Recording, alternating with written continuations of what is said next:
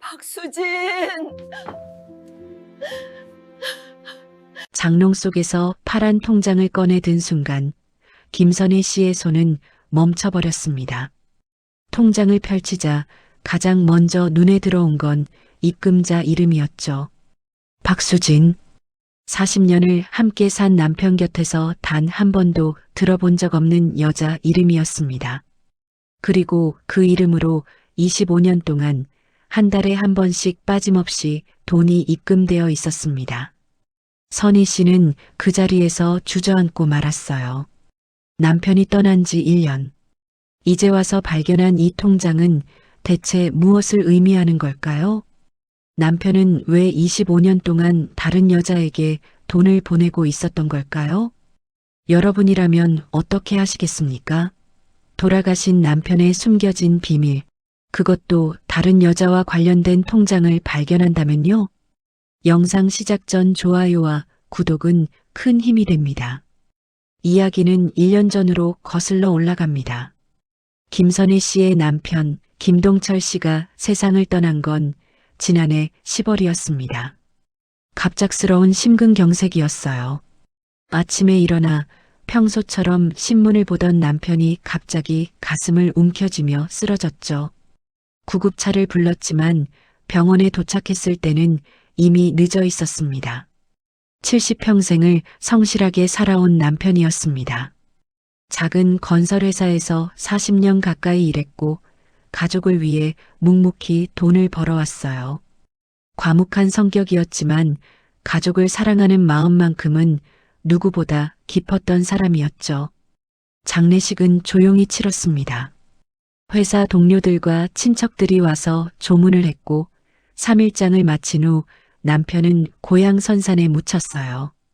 선희 씨는 그렇게 40년 반려자를 떠나보냈습니다. 그 후 1년이 흘렀습니다. 선희 씨는 홀로 남은 집에서 하루하루를 보냈어요. 아들은 서울에서 직장을 다니고 있었고 1년에 몇 번 내려와 어머니를 찾아볼 뿐이었죠. 선희 씨는 외롭지 않다고 스스로를 다독였습니다. 동네 노인정에도 나가고 성당 활동도 하면서 시간을 보냈어요. 그런데 그날이었습니다. 올해 11월 초순, 날씨가 제법 쌀쌀해진 어느 날 오후였어요. 선희 씨는 겨울이 다가오니 옷장을 정리해야겠다는 생각이 들었습니다. 여름옷은 안쪽으로 밀어넣고 겨울옷은 앞으로 꺼내놔야 했죠. 안방에 있는 큰 장롱을 열었습니다. 나무로 만든 오래된 장롱이었어요. 결혼할 때 친정 어머니가 해주신 혼수품이었죠. 40년도 더 된 장롱이지만 아직도 튼튼했습니다. 선희 씨는 옷가지들을 하나씩 꺼내기 시작했어요. 남편의 옷도 아직 그대로 있었습니다. 버려야 한다고 생각하면서도 차마 손이 가지 않았죠. 남편이 즐겨 입던 회색 점퍼, 낡은 작업복, 명절 때 입던 한복까지 옷들을 꺼내다 보니 장롱 맨 안쪽 구석이 보였습니다. 평소에는 잘 보이지 않는 곳이었어요. 선희 씨는 손을 뻗어 그곳을 더듬었습니다. 그때 뭔가 딱딱한 게 손에 잡혔어요. 먼지가 수북이 쌓인 낡은 옷가지 사이에서 작고 네모난 물건이 나왔습니다. 선희 씨는 그걸 조심스럽게 꺼냈죠. 파란색 통장이었습니다. 선희 씨는 눈을 깜빡였어요. 통장? 여기서 왜 통장이 나오지? 그것도 이렇게 깊숙한 곳에 숨겨져 있다니. 통장 표지를 보니 은행 로고가 희미하게 남아 있었습니다. 농협이었어요. 표지는 색이 발해 있었고 모서리는 해져서 거의 찢어질 지경이었죠. 20년은 좋게 넘어 보이는 통장이었습니다. 선희 씨는 통장을 들고 거실로 나왔습니다. 소파에 앉아 무릎 위에 통장을 올려놓고 한참을 바라봤어요. 왠지 펼치기가 두려웠습니다. 이상한 예감이 들었거든요. 하지만 궁금증을 참을 수가 없었습니다. 천천히 통장을 펼쳤습니다. 첫 페이지가 열렸어요. 예금주 이름이 적혀 있었습니다. 김동철. 남편 이름이었죠. 개설일자는 25년 전 3월 15일이었습니다. 선희 씨는 고개를 갸우뚱했습니다. 25년 전? 그때는 내가 43살이었을 때잖아. 아들이 고등학교 입학하던 해였지. 그때 남편이 통장을 만들었다고? 그런데 이상했습니다. 그 시절 선희 씨는 남편과 함께 모든 통장을 관리했어요. 월급 통장, 적금 통장, 아이 교육비 통장까지 전부 부부가 함께 알고 있었죠. 그런데 이 통장은 처음 보는 거였습니다. 선희 씨는 다음 페이지를 넘겼습니다. 거래 내역이 나왔어요. 입금, 입금, 입금. 꽤 많은 거래 내역이 빼곡하게 적혀 있었습니다. 첫 입금은 통장을 만든 바로 그날이었어요. 25년 전 3월 15일. 10만 원이 입금되어 있었습니다. 그리고 다음 달 또 10만 원. 그 다음 달에도 10만 원. 규칙적이었습니다. 한 달에 한 번씩 거의 빠짐없이 돈이 입금되어 있었어요. 금액은 조금씩 달랐습니다. 어떤 달은 5만 원, 어떤 달은 20만 원. 하지만 꾸준히 돈이 들어왔다는 건 확실했습니다. 선희 씨는 입금 자명을 확인했습니다. 그리고 그 순간 온몸이 얼어붙었습니다. 박수진. 세 글자였습니다. 선희 씨는 숨이 막혔어요. 박수진? 이 이름이 뭐지? 나는 이런 이름 들어본 적이 없는데. 남편 주변에 박수진이라는 사람이 있었나? 손이 떨리기 시작했습니다. 선희 씨는 통장을 꽉 쥐었어요. 계속해서 거래 내역을 살펴봤습니다. 박수진, 박수진, 박수진. 모든 입금이 같은 이름으로 되어 있었습니다.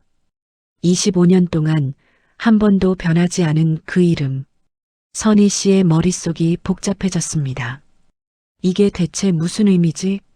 왜 남편은 25년 동안 박수진이라는 사람에게서 돈을 받아왔던 거지? 아니면 박수진이라는 이름으로 돈을 모았던 거지? 아니, 잠깐. 선희 씨는 다시 천천히 통장을 들여다봤습니다. 입금 자명을 다시 확인했어요. 박수진 입금. 그렇다면 이건 박수진이라는 사람이 남편에게 돈을 보낸 거란 말인가요? 선희 씨는 가슴이 두근거렸습니다. 불안한 예감이 점점 커졌어요. 계속해서 페이지를 넘겼습니다. 25년 동안의 거래 내역이 쭉 이어져 있었어요. 초반에는 10만 원씩 입금되다가 몇 년 후부터는 금액이 조금씩 늘어났습니다. 20만 원, 30만 원. 그리고 가장 최근 입금 날짜를 확인했을 때 선희 씨는 깜짝 놀랐습니다. 작년 8월. 남편이 돌아가시기 2달 전이었어요. 그러니까 남편은 돌아가시기 직전까지도 이 통장으로 돈을 받고 있었다는 얘기였습니다. 25년 동안 단 한 번도 멈추지 않고요. 선희 씨는 통장을 무릎 위에 내려놓고 두 손으로 얼굴을 감쌌습니다. 도대체 이게 뭔가요? 남편은 왜 이 통장을 숨겼던 걸까요? 왜 나한테 말하지 않았을까요? 박수진이라는 사람은 대체 누구란 말입니까? 선희 씨의 눈앞에 남편의 얼굴이 떠올랐습니다. 과묵하고 성실했던 남편. 가족을 위해 평생을 일했던 사람. 퇴근하면 피곤한 얼굴로 집에 돌아와 밥 먹고 TV 보다가 일찍 잠드는 게 일상이었던 사람. 그런 남편이 25년 동안 비밀 통장을 가지고 있었다는 게 믿어지지 않았습니다. 선희 씨는 일어나 남편의 영정사진이 있는 쪽으로 걸어갔습니다. 거실 한쪽 벽에 걸려있는 액자였어요. 남편의 마지막 모습이 담긴 사진. 선희 씨는 사진을 바라보며 말했습니다. 여보, 이게 뭐예요? 박수진이 누구예요? 대답은 없었습니다.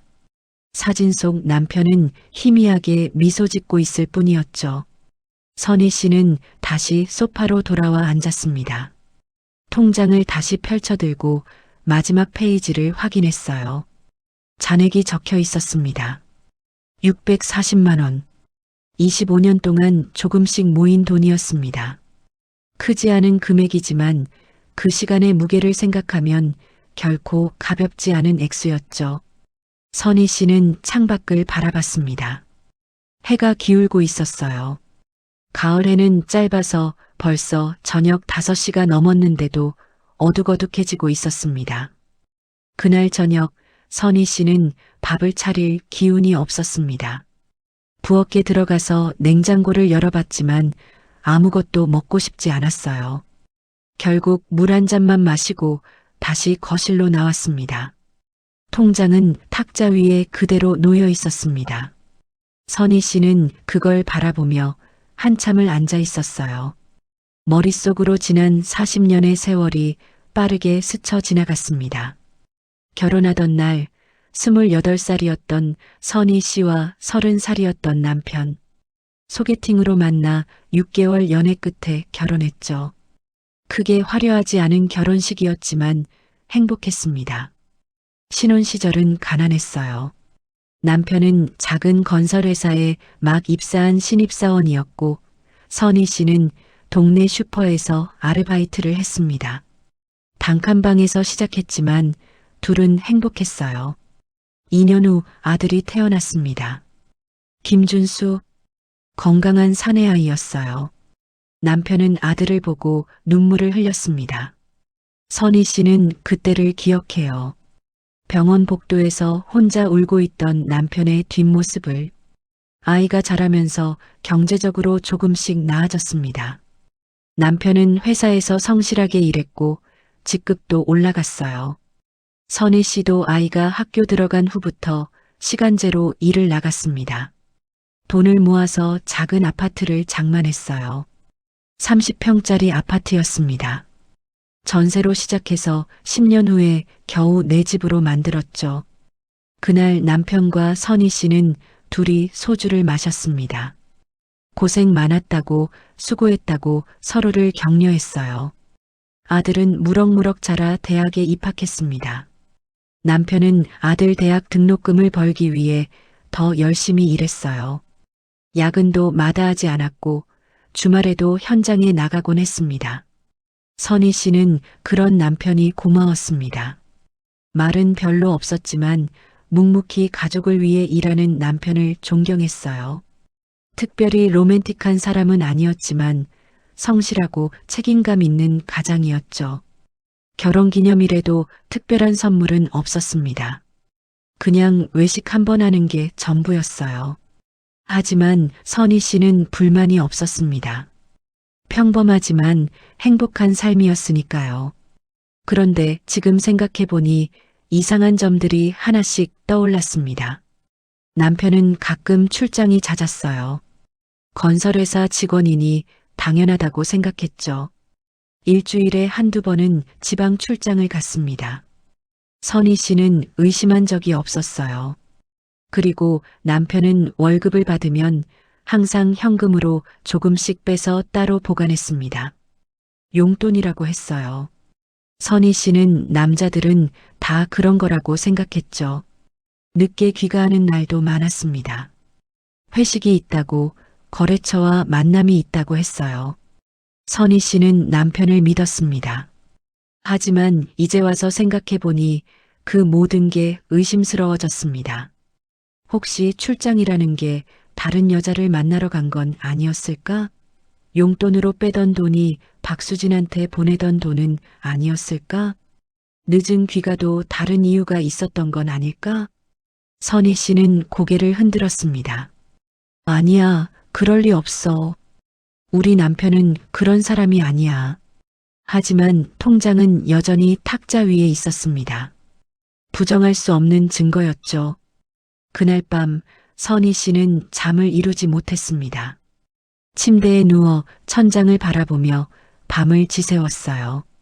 옆자리는 텅 비어 있었습니다. 1년 전까지만 해도 남편이 누워있던 자리. 새벽 3시쯤 되었을까요? 선희 씨는 일어나 거실로 나왔습니다. 불을 켜고 통장을 다시 꺼내 들었어요. 한 장 한 장 다시 넘기며 거래 내역을 확인했습니다. 혹시 뭔가 놓친 게 있을까 싶어서요. 그런데 이상한 점을 발견했습니다. 입금 날짜를 보니 대부분 월 중순이었어요. 15일이나 16일쯤. 규칙적이었죠. 그리고 금액도 일정한 패턴이 있었습니다. 초반에는 10만 원씩, 10년쯤 지나서는 20만 원씩, 그리고 최근 몇 년은 30만 원씩. 마치 계획적으로 돈을 모으고 있었던 것처럼 보였습니다. 선희 씨는 계산기를 꺼내 대충 계산해 봤어요. 25년 동안 매달 평균 15만 원씩 모았다면 총 4,500만 원 정도가 되어야 하는데 잔액은 640만 원밖에 안 됐습니다. 그렇다면 중간에 돈을 뺀 적이 있다는 얘기였죠. 선희 씨는 출금 내역을 확인했습니다. 몇 번 큰 금액이 빠져나간 적이 있었어요. 500만 원, 700만 원, 1000만 원. 그 돈은 어디에 쓴 걸까요? 선희 씨는 점점 더 혼란스러워졌습니다. 다음 날 아침 선희 씨는 일찍 일어났습니다. 잠을 거의 못 잤지만 가만히 누워 있을 수가 없었어요. 씻고 옷을 갈아입은 후 아침을 먹으려 했지만 목으로 넘어가질 않았습니다. 아들에게 전화를 걸까 고민했습니다. 하지만 뭐라고 말해야 할지 모르겠더군요. 아버지한테 비밀 통장이 있었다고? 박수진이라는 여자 이름으로 된 통장이라고? 그건 너무 충격적인 얘기였습니다. 아들도 아버지를 존경했는데 이런 얘기를 들으면 어떻게 될까요? 선희 씨는 결국 아들에게 전화하지 않기로 했습니다. 적어도 지금은 아니었어요. 대신 다른 방법을 생각했습니다. 남편의 유품을 다시 한번 뒤져보기로 한 거예요. 혹시 통장 말고 다른 단서가 있을지도 모르니까요. 선희 씨는 안방으로 들어가 남편의 서랍을 열었습니다. 남편이 쓰던 책상 서랍이었어요. 1년 동안 한 번도 열어본 적이 없었습니다. 서랍 안에는 남편의 물건들이 그대로 있었어요. 볼펜, 메모지, 명함, 낡은 수첩, 안경.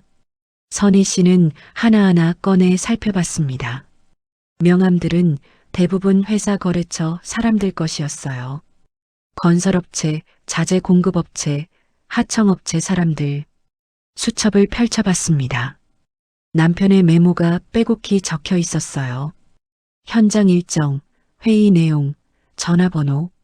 선희 씨는 전화번호를 유심히 봤습니다. 혹시 박수진이라는 이름이 있을까 싶어서요. 하지만 없었습니다. 수첩 어디에도 박수진이라는 이름은 나오지 않았어요. 선희 씨는 다른 서랍도 뒤져봤습니다. 옷장도 다시 확인했고 책장도 살펴봤죠. 하지만 특별한 건 없었습니다. 오후가 되었습니다. 선희 씨는 지쳐서 소파에 앉았어요. 통장을 손에 쥐고 멍하니 창밖을 바라봤습니다. 그때 초인종이 울렸습니다. 선희 씨는 깜짝 놀라 일어났어요. 누구지? 이 시간에? 현관문을 열어보니 아래층에 사는 이웃 할머니였습니다. 김옥순 씨였어요. 선희 씨와 나이가 비슷한 70대 초반의 할머니였죠. 선희 씨, 집에 계셨네요. 며칠 못 뵈서 궁금했어요. 옥순 씨가 웃으며 말했습니다. 선희 씨는 억지로 미소를 지었어요. 네, 집에 있었어요. 요즘 좀 정신이 없어서. 옥순 씨는 선희 씨의 얼굴을 유심히 봤습니다. 얼굴이 안 좋아 보이는데 괜찮아요? 혹시 어디 아픈 데라도 있어요? 아니에요, 괜찮아요. 그냥 잠을 좀 못 잤을 뿐이에요. 옥순 씨는 고개를 끄덕이더니 비닐봉지를 내밀었습니다. 제가 김장김치 좀 담갔는데 가져왔어요. 혼자 계시니까 잘 챙겨 드셔야죠. 고맙습니다. 잘 먹을게요. 선희 씨는 김치를 받아들고 잠시 망설이다가 입을 열었습니다. 옥순 씨, 혹시 제 남편 아셨잖아요. 남편이 생전에 박수진이라는 사람 얘기한 적 있나요? 옥순 씨는 고개를 갸우뚱했습니다. 박수진? 누구예요? 처음 듣는 이름인데요. 아, 아니에요. 그냥 문득 생각나서 물어봤어요. 옥순 씨는 의아한 표정을 지었지만 더 묻지는 않았습니다. 그럼 저 내려갈게요. 김치 맛있게 드세요. 네, 감사합니다. 선희 씨는 문을 닫고 다시 거실로 돌아왔습니다. 역시 아무도 모르는 이름이었어요. 그날 저녁 선희 씨는 성당에 갔습니다. 목요일 저녁 미사가 있었거든요. 평소에는 자주 참석하지 않았지만 오늘은 왠지 가고 싶었어요. 성당에 도착해 성수를 찍고 성호를 그었습니다. 자리에 앉아 묵주를 꺼내 들고 기도를 시작했어요. 하느님, 제게 지혜를 주소서. 이 상황을 어떻게 이해해야 할지 모르겠습니다. 미사가 시작되었습니다. 신부님의 강론이 이어졌지만 선희 씨의 귀에는 잘 들어오지 않았어요. 머릿속은 온통 통장 생각뿐이었습니다. 미사가 끝난 후 선희 씨는 성당 마당을 천천히 걸었습니다. 밤 공기가 차가웠어요. 11월 중순이라 겨울이 가까워지고 있었죠. 선희 씨, 뒤에서 누가 부르는 소리가 들렸습니다. 돌아보니 같은 구역의 박정숙 씨였어요. 60대 중반의 활발한 성격을 가진 여성이었죠. 오늘 미사 나오셨네요. 요즘 어떻게 지내세요?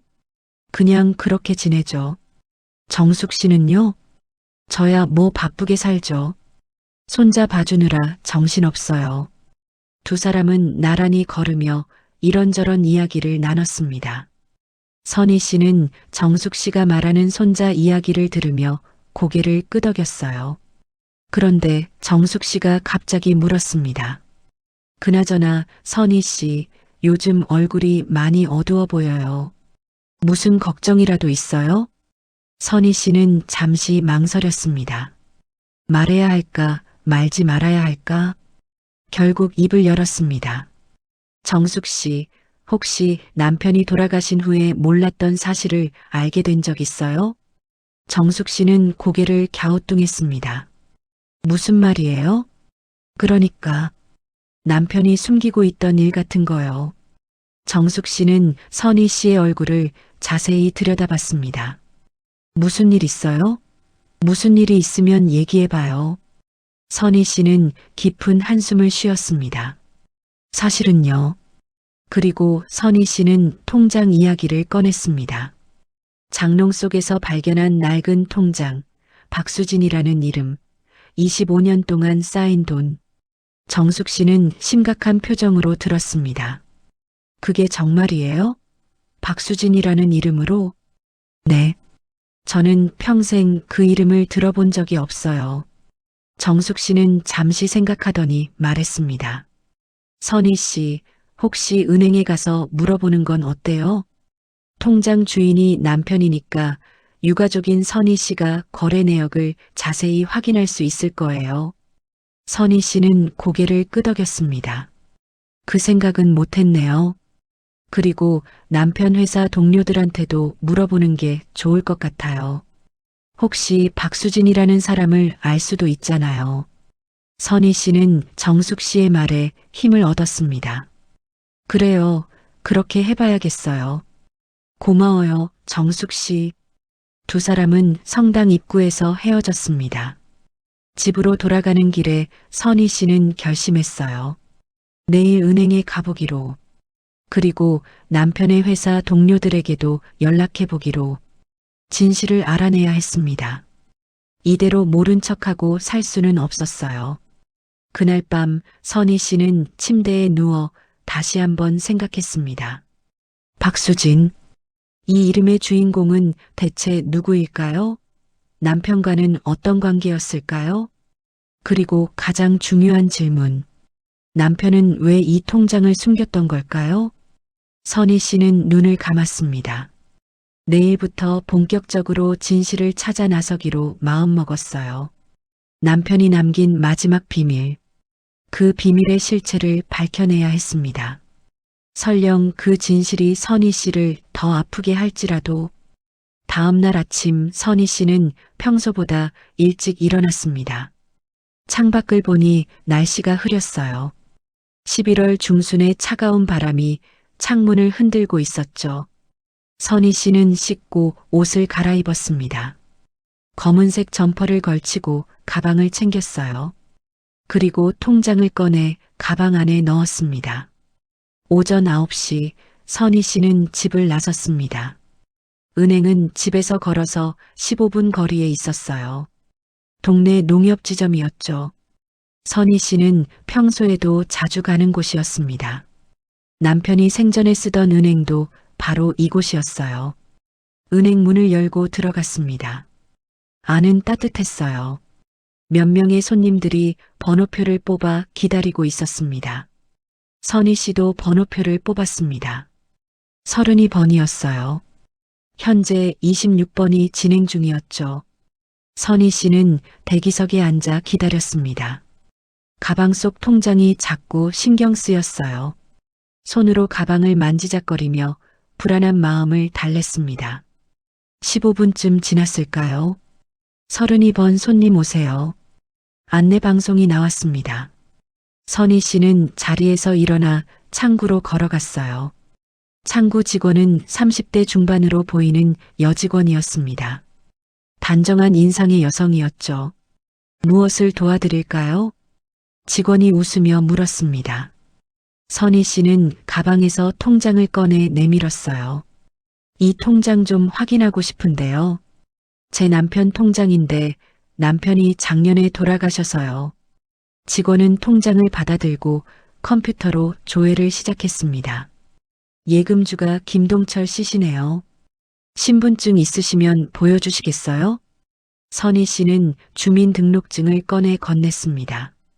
직원은 신분증과 통장을 대조하며 확인했어요.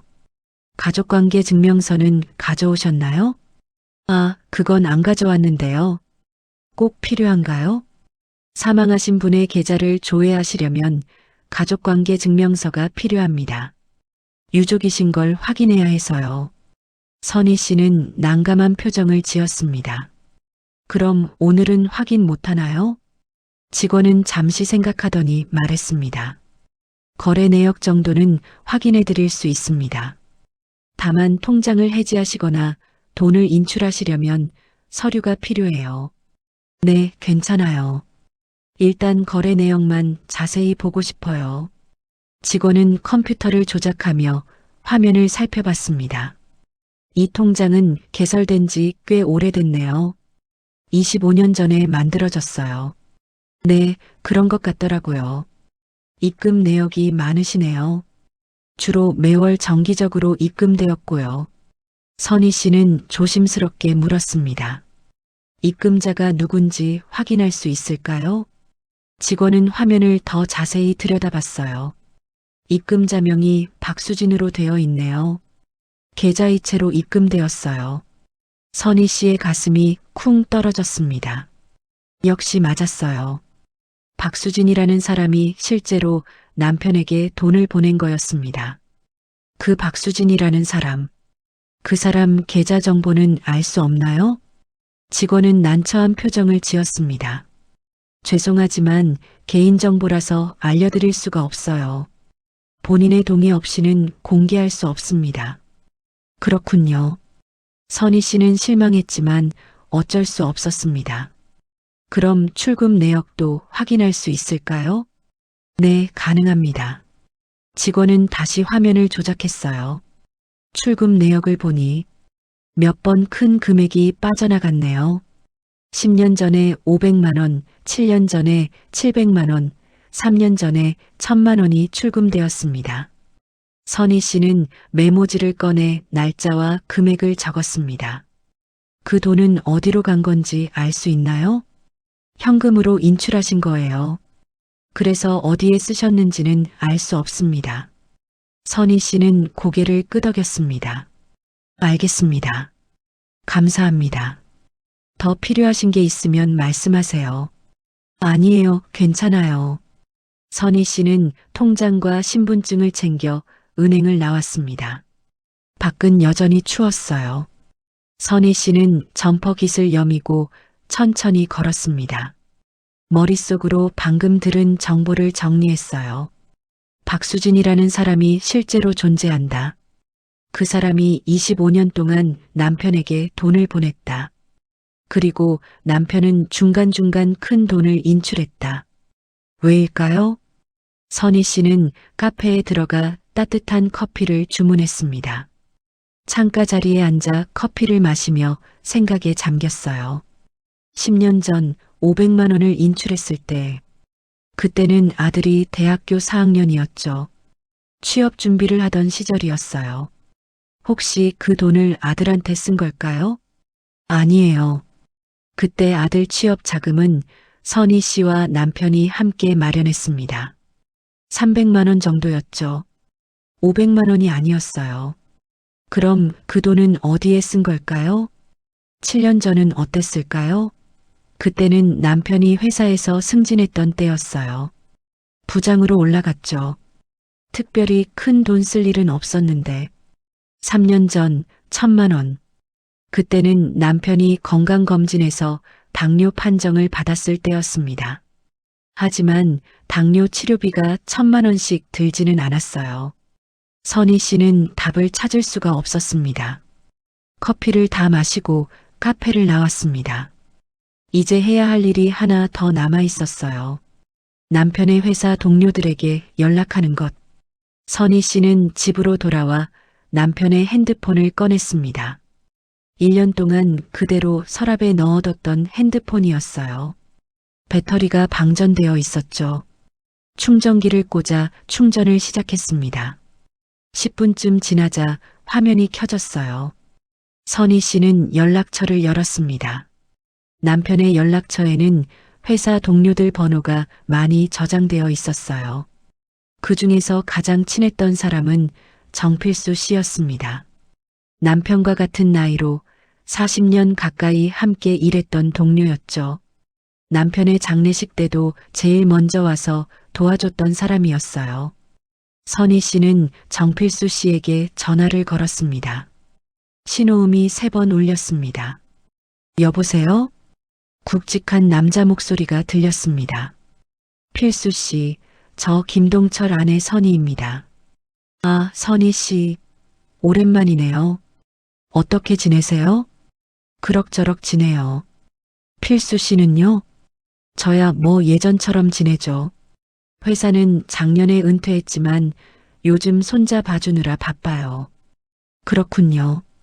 필수 씨, 혹시 시간 되시면 한번 만날 수 있을까요? 남편 일로 여쭤볼 게 있어서요. 전화기 너머로 잠시 침묵이 흘렀습니다. 그러죠. 언제가 좋으세요? 내일 오후는 어때요? 동철이가 좋아하던 그 다방에서 만나면 좋겠어요. 알겠습니다. 내일 오후 3시에 거기서 뵙죠. 네, 감사합니다. 전화를 끊고 선희 씨는 한숨을 내쉬었습니다. 내일이면 뭔가 알 수 있을까요? 그날 저녁 선희 씨는 저녁을 먹다가 문득 생각이 났습니다. 10년 전, 7년 전, 3년 전. 그때 남편한테 무슨 일이 있었는지 더 자세히 기억해 봐야겠다고. 선희 씨는 밥그릇을 내려놓고 서재로 갔습니다. 남편이 쓰던 책상이 있는 곳이었어요. 책장에서 낡은 다이어리들을 꺼냈습니다. 남편이 매년 쓰던 수첩들이었죠. 10년치 넘게 쌓여 있었어요. 선희 씨는 10년 전 다이어리를 펼쳤습니다. 날짜별로 남편의 일정이 빼곡히 적혀 있었어요. 회의, 현장 점검, 거래처 방문. 5월 15일. 그날 남편은 이렇게 적어놨습니다. 500만 원 인출. 용무. 용무? 무슨 용무일까요? 선희 씨는 그 전후 날짜도 살펴봤습니다. 하지만 특별한 내용은 없었어요. 7년 전 다이어리도 꺼냈습니다. 8월 20일. 700만 원 인출. 중요한 일. 중요한 일이라니 대체 뭘까요? 3년 전 다이어리. 10월 3일. 1,000만 원 인출. 마지막. 마지막? 선희 씨는 가슴이 철렁 내려앉았습니다. 마지막이라는 단어가 무섭게 느껴졌어요. 그날 밤 선희 씨는 또 잠을 이루지 못했습니다. 침대에 누워 천장을 바라보며 온갖 생각이 머릿속을 스쳐갔어요. 남편이 다른 여자를 만났던 걸까? 25년 동안 이중 생활을 했던 걸까? 그 여자한테 돈을 보내주고 때때로 큰 돈을 줬던 걸까? 아니면 다른 이유가 있는 걸까? 선희 씨는 이불을 뒤집어 쓰고 눈물을 흘렸습니다. 40년을 함께 살았는데, 40년 동안 믿었는데, 이제 와서 이런 비밀이 있었다니. 새벽 4시쯤 되어서야 선희 씨는 겨우 잠이 들었습니다. 다음 날 아침 선희 씨는 늦게 일어났습니다. 시계를 보니 오전 10시였어요. 부랴부랴 일어나 씻고 옷을 갈아입었습니다. 오후에 정필수 씨를 만나기로 했으니 준비를 해야 했죠. 점심을 간단히 먹고 오후 2시쯤 집을 나섰습니다. 다방은 시내 중심가에 있었어요. 남편이 생전에 자주 가던 곳이었죠. 오래된 다방이었지만 커피 맛이 좋아서 남편이 좋아했던 곳이었어요. 선희 씨는 다방 문을 열고 들어갔습니다. 안은 아늑했어요. 몇 개의 테이블이 있고 벽에는 옛날 그림들이 걸려 있었습니다. 클래식 음악이 잔잔하게 흐르고 있었죠. 정필수 씨는 아직 도착하지 않았습니다. 선희 씨는 구석 자리에 앉아 기다렸어요.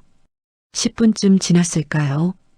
다방 문이 열리며 정필수 씨가 들어왔습니다. 70살의 나이에도 정필수 씨는 꼿꼿한 자세를 유지하고 있었어요. 은발이 단정하게 빗어져 있었고 회색 재킷을 입고 있었습니다. 선희 씨, 필수 씨가 반갑게 인사했습니다. 어서 오세요, 필수 씨.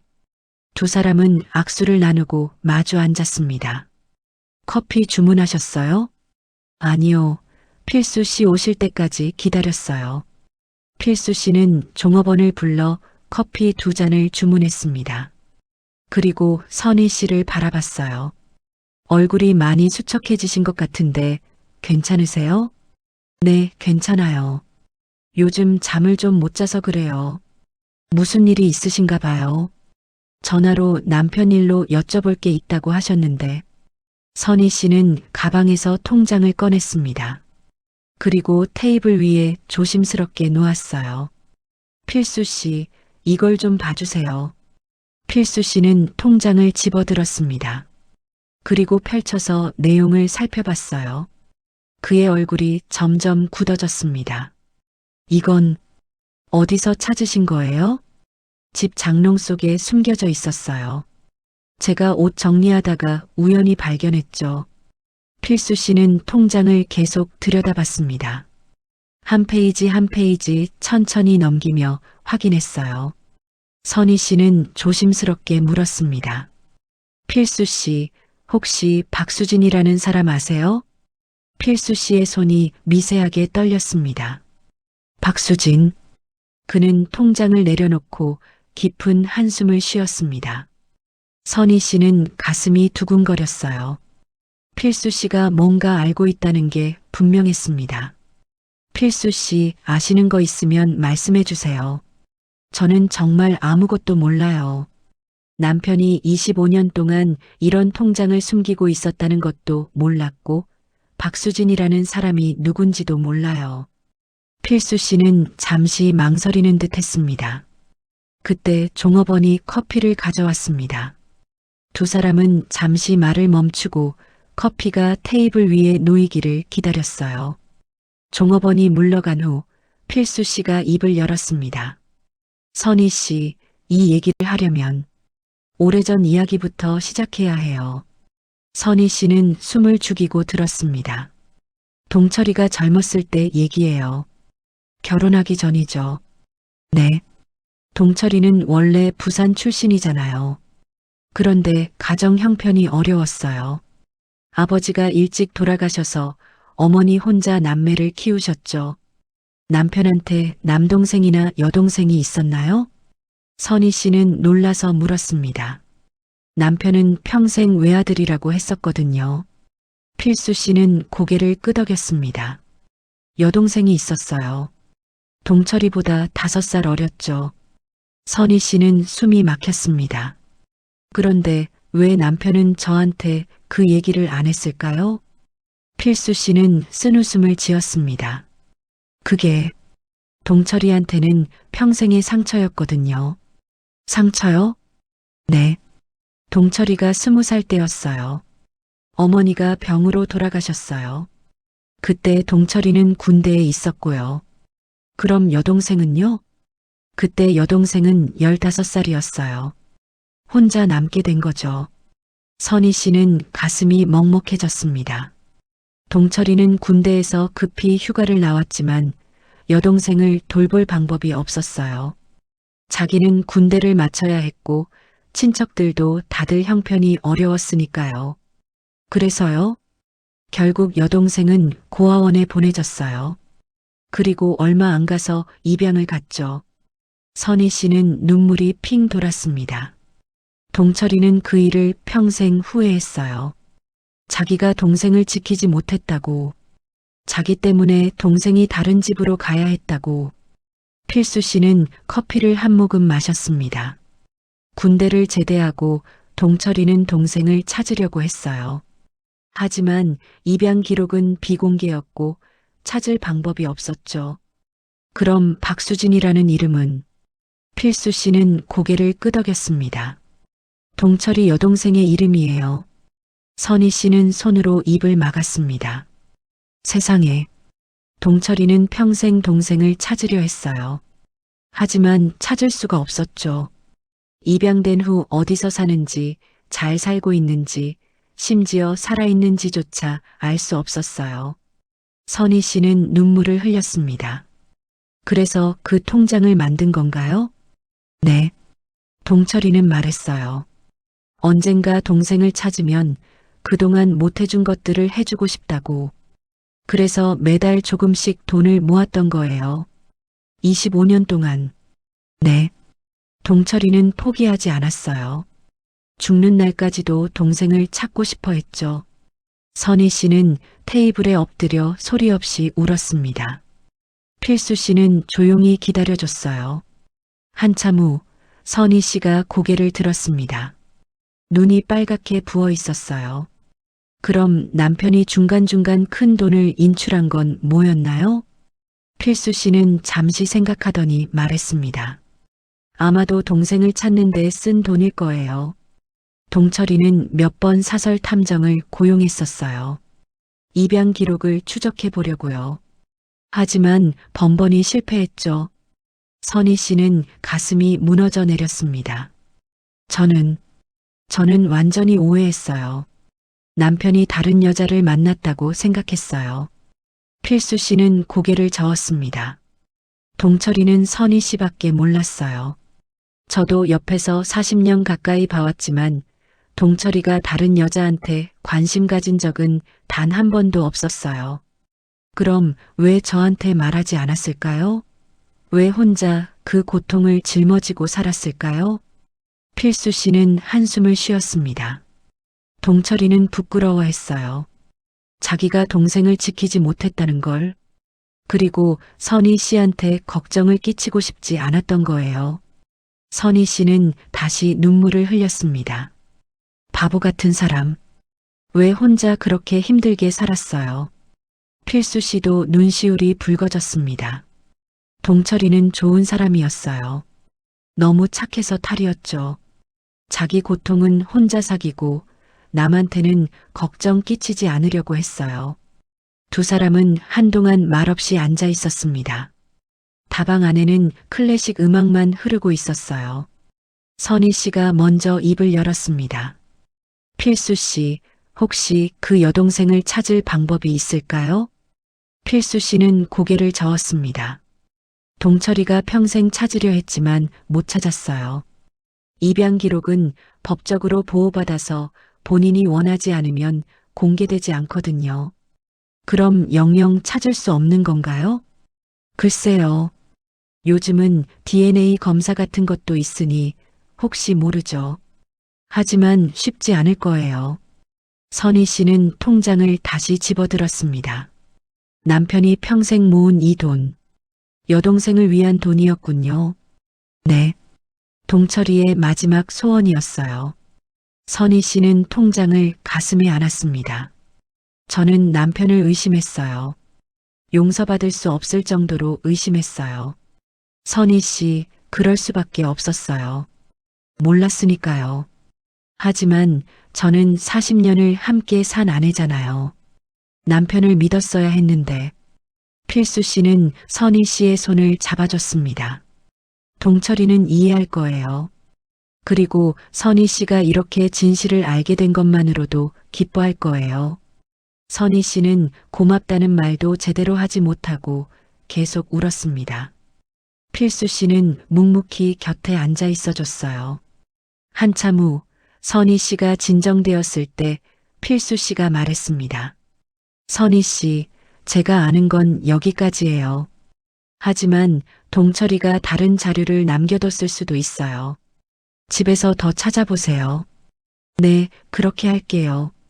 그리고 혹시 정말로 여동생을 찾고 싶으시다면 요즘은 SNS나 입양인 찾기 단체 같은 것도 있으니 알아보세요. 네, 그렇게 해볼게요. 정말 고맙습니다. 필수 씨. 두 사람은 다방을 나왔습니다. 밖은 어느새 어두워지고 있었어요. 11월의 해는 빨리 졌습니다. 선희 씨는 집으로 돌아가는 버스를 탔습니다. 창밖을 바라보며 필수 씨가 해준 이야기를 곱씹었어요. 남편에게 여동생이 있었다는 것, 그 여동생을 평생 찾으려 했다는 것, 그리고 그 마음을 아내인 자신에게조차 말하지 못했다는 것. 선희 씨는 가슴이 아팠습니다. 동시에 남편이 미안했어요. 의심했던 자신이 부끄러웠고요. 집에 도착해 현관문을 열었습니다. 불을 켜고 거실로 들어갔어요. 남편의 영정사진이 벽에 걸려 있었습니다. 선희 씨는 사진 앞으로 다가갔습니다. 그리고 사진을 바라보며 말했습니다. 여보, 미안해요. 당신을 의심해서 정말 미안해요. 사진 속 남편은 조용히 미소 짓고 있었습니다. 선희 씨는 사진 앞에 무릎을 꿇고 앉았어요. 당신이 평생 찾던 동생, 제가 찾아볼게요. 제가 꼭 찾아서 당신의 마음을 전해줄게요. 그날 밤 선희 씨는 남편의 서재로 들어갔습니다. 책장을 하나하나 뒤지기 시작했어요.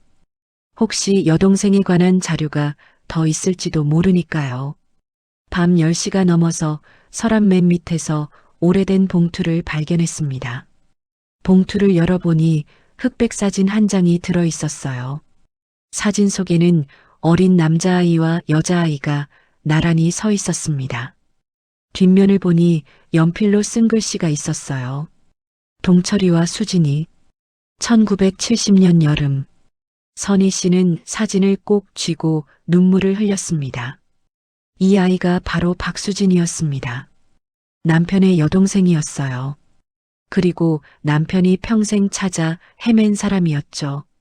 선희 씨는 사진을 가슴에 안았습니다. 수진 씨, 어디에 계신가요? 오빠가 평생 당신을 찾았어요.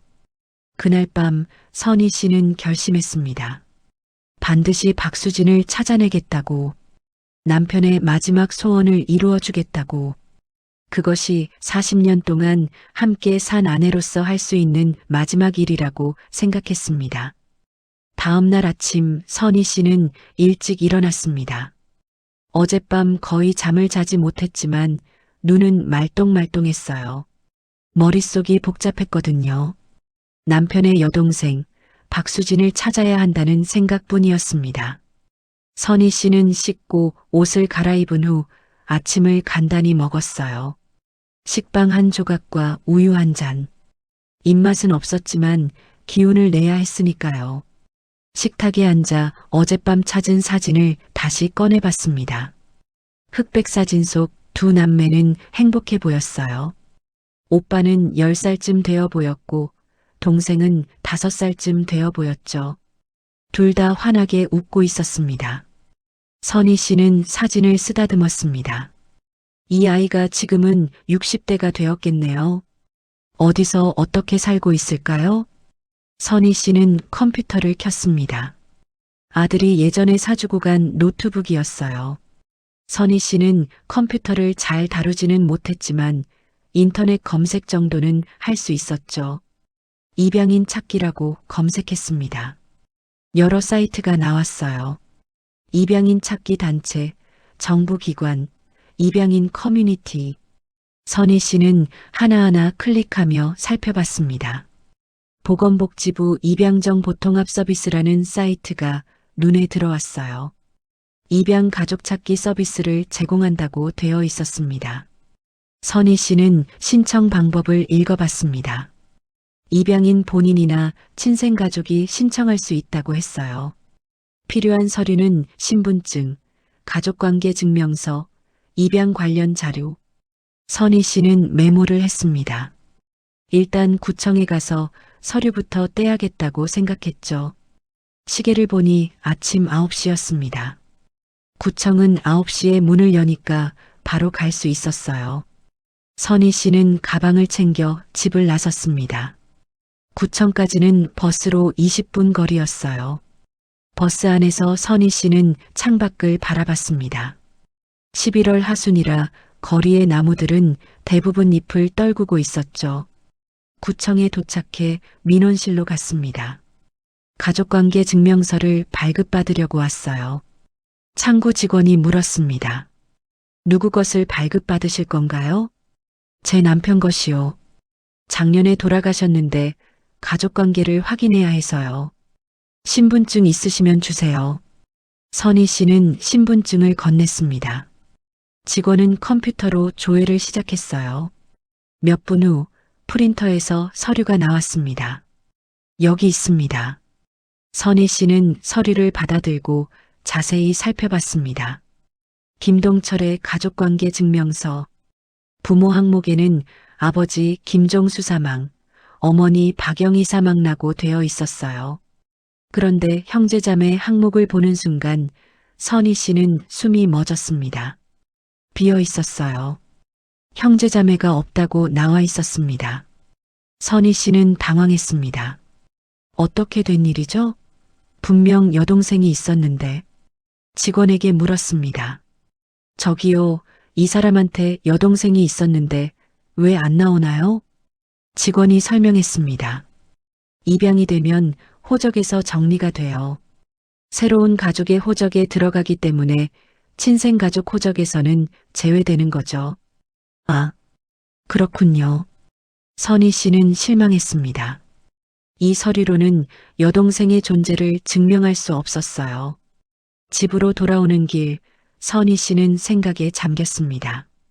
어떻게 해야 여동생을 찾을 수 있을까? 이름도 바뀌었을 테고 어디 사는지도 모르는데. 집에 도착해 소파에 앉았어요. 한숨이 절로 나왔습니다. 그때 전화벨이 울렸습니다. 전화기를 들어보니 아들이었어요. 여보세요, 준수야. 엄마, 안녕하세요. 잘 지내세요? 응, 잘 지내. 너는? 저도 잘 지내요. 그런데 엄마, 주말에 한번 내려갈까 해서요. 오랜만에 뵙고 싶기도 하고. 선희 씨는 반가웠습니다. 그래, 그럼 이번 주 토요일에 올래? 네, 토요일 점심때쯤 도착할게요. 알았어. 맛있는 거 해줄게. 전화를 끊고 선희 씨는 조금 기운이 났습니다.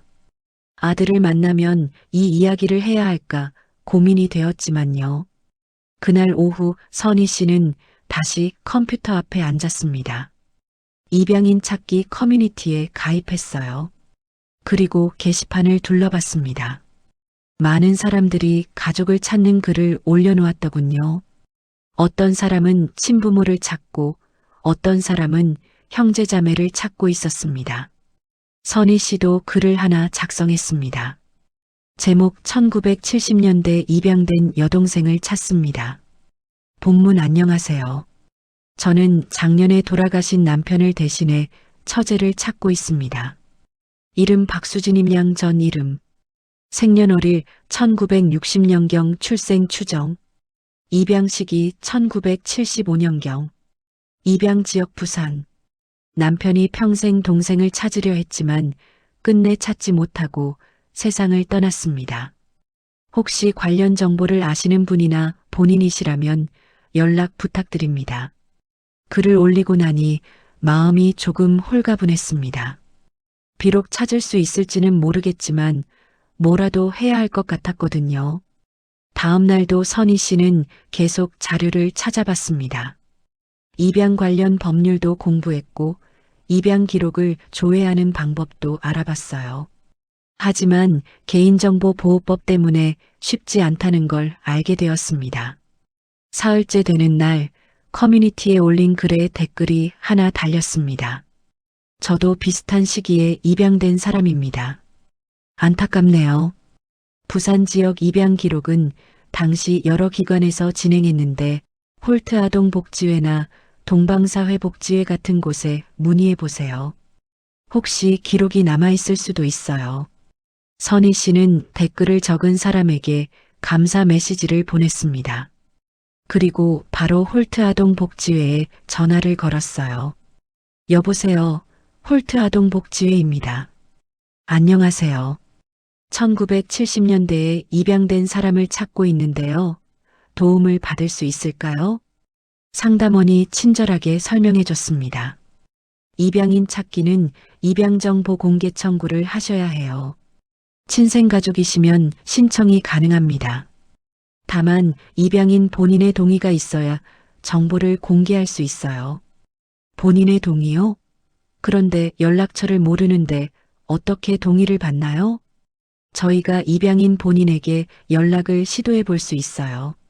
만약 본인이 가족을 만나고 싶어 한다면 연결해 드리는 거죠. 아, 그렇군요. 그럼 신청은 어떻게 하나요? 방문하셔서 신청서를 작성하시면 됩니다. 신분증과 가족관계를 증명할 수 있는 자료를 가져오세요. 알겠습니다. 감사합니다. 선희 씨는 전화를 끊고 달력을 펼쳤습니다.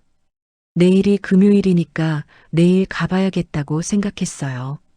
금요일 아침 선희 씨는 일찍 준비를 했습니다. 홀트 아동복지회는 서울에 있었어요.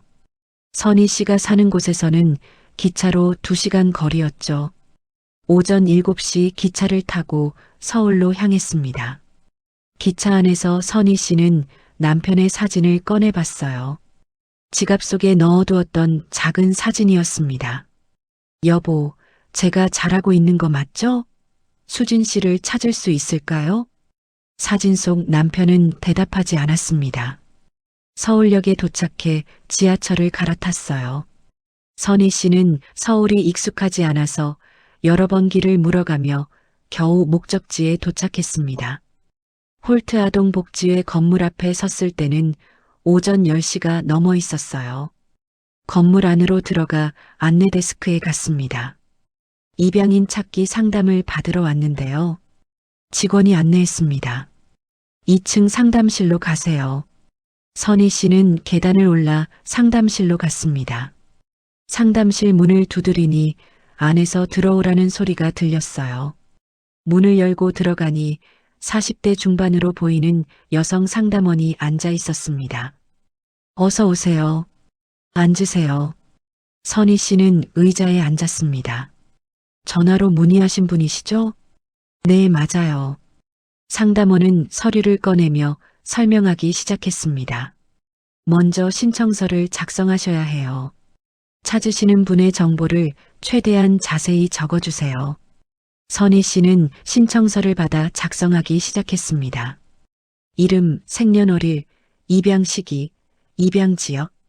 알고 있는 정보를 전부 적었어요. 상담원은 신청서를 받아 살펴봤습니다. 1975년경 부산에서 입양되셨다면 저희 기관을 통했을 가능성도 있어요. 한번 찾아볼게요.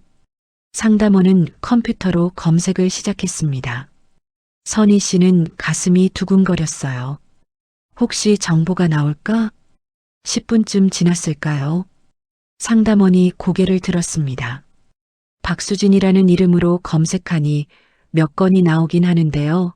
생년월일이 정확하지 않으면 특정하기 어려워요.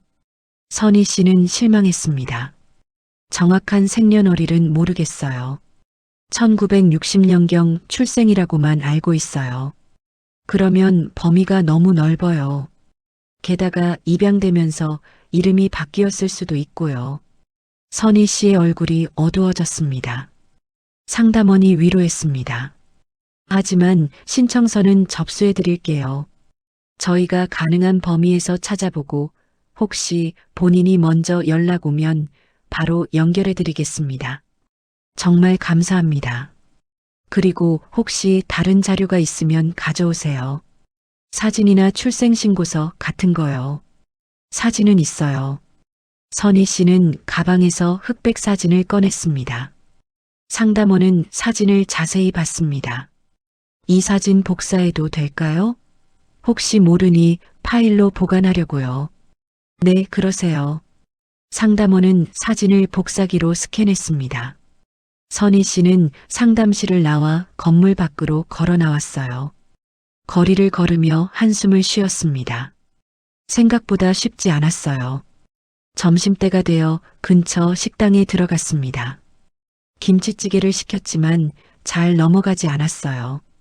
밥을 먹다 말고 선희 씨는 문득 생각했습니다.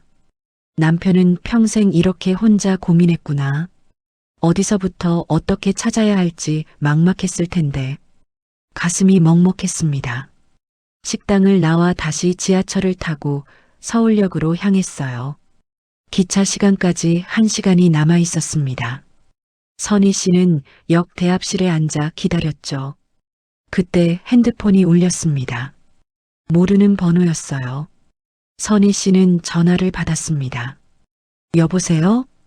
혹시 김선희 씨시죠? 네, 맞는데요. 저는 입양인 커뮤니티 운영자입니다. 며칠 전에 올리신 글 봤어요. 아, 네. 혹시 시간 되시면 한번 만나서 얘기할 수 있을까요? 제가 도움을 드릴 수 있을 것 같아서요. 선희 씨는 깜짝 놀랐습니다. 정말요? 어떤 도움이요? 전화로는 설명이 길어서요. 만나서 얘기하면 좋겠어요. 지금 서울역에 있는데요. 그럼 제가 지금 갈 수 있어요. 30분 후에 서울역 카페에서 만날까요? 네, 좋아요. 전화를 끊고 선희 씨는 가슴이 두근거렸습니다. 무슨 도움을 준다는 걸까? 30분 후 선희 씨는 역 안카페에 앉아 기다렸습니다. 잠시 후 40대 초반으로 보이는 남자가 다가왔어요. 김선혜 씨시죠?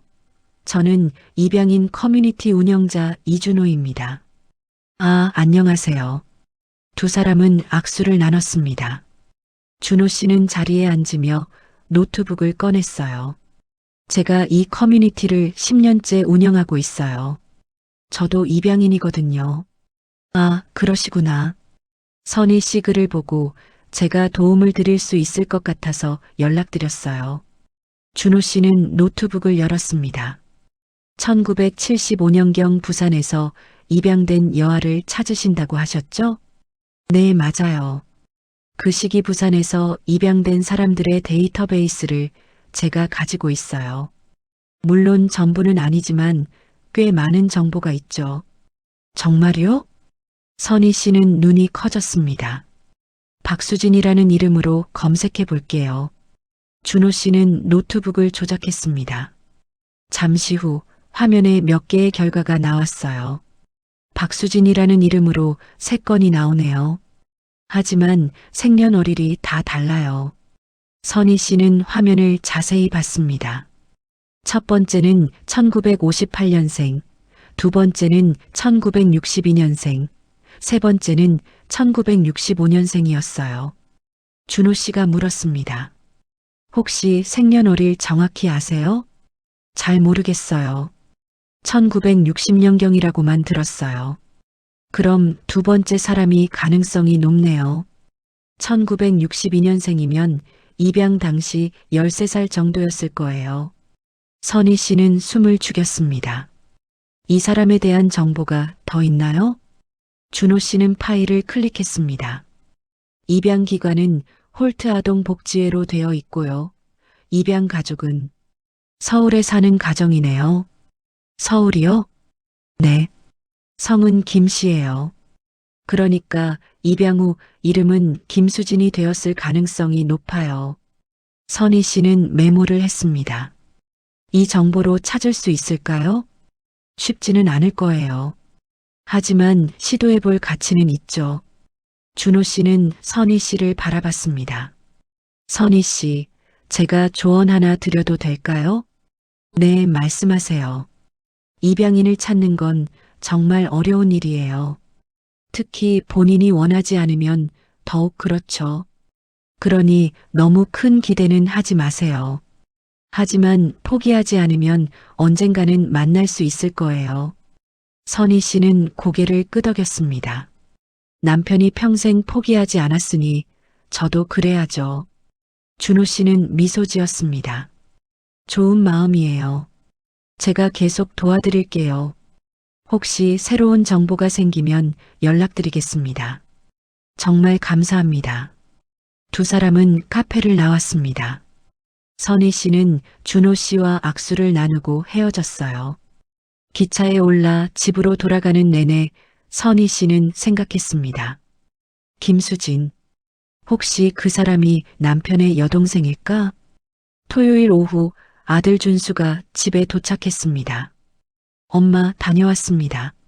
준수는 30대 중반의 건강한 청년이었어요. 서울에서 회사를 다니고 있었죠. 어서 와라.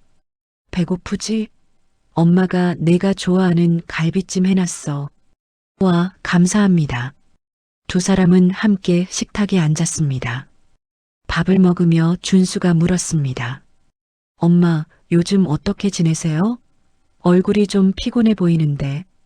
선희 씨는 잠시 망설이다가 입을 열었습니다. 준수야, 엄마가 너한테 할 얘기가 있어. 무슨 얘기요? 아버지 얘기야. 준수의 표정이 진지해졌습니다. 선희 씨는 천천히 이야기를 시작했습니다.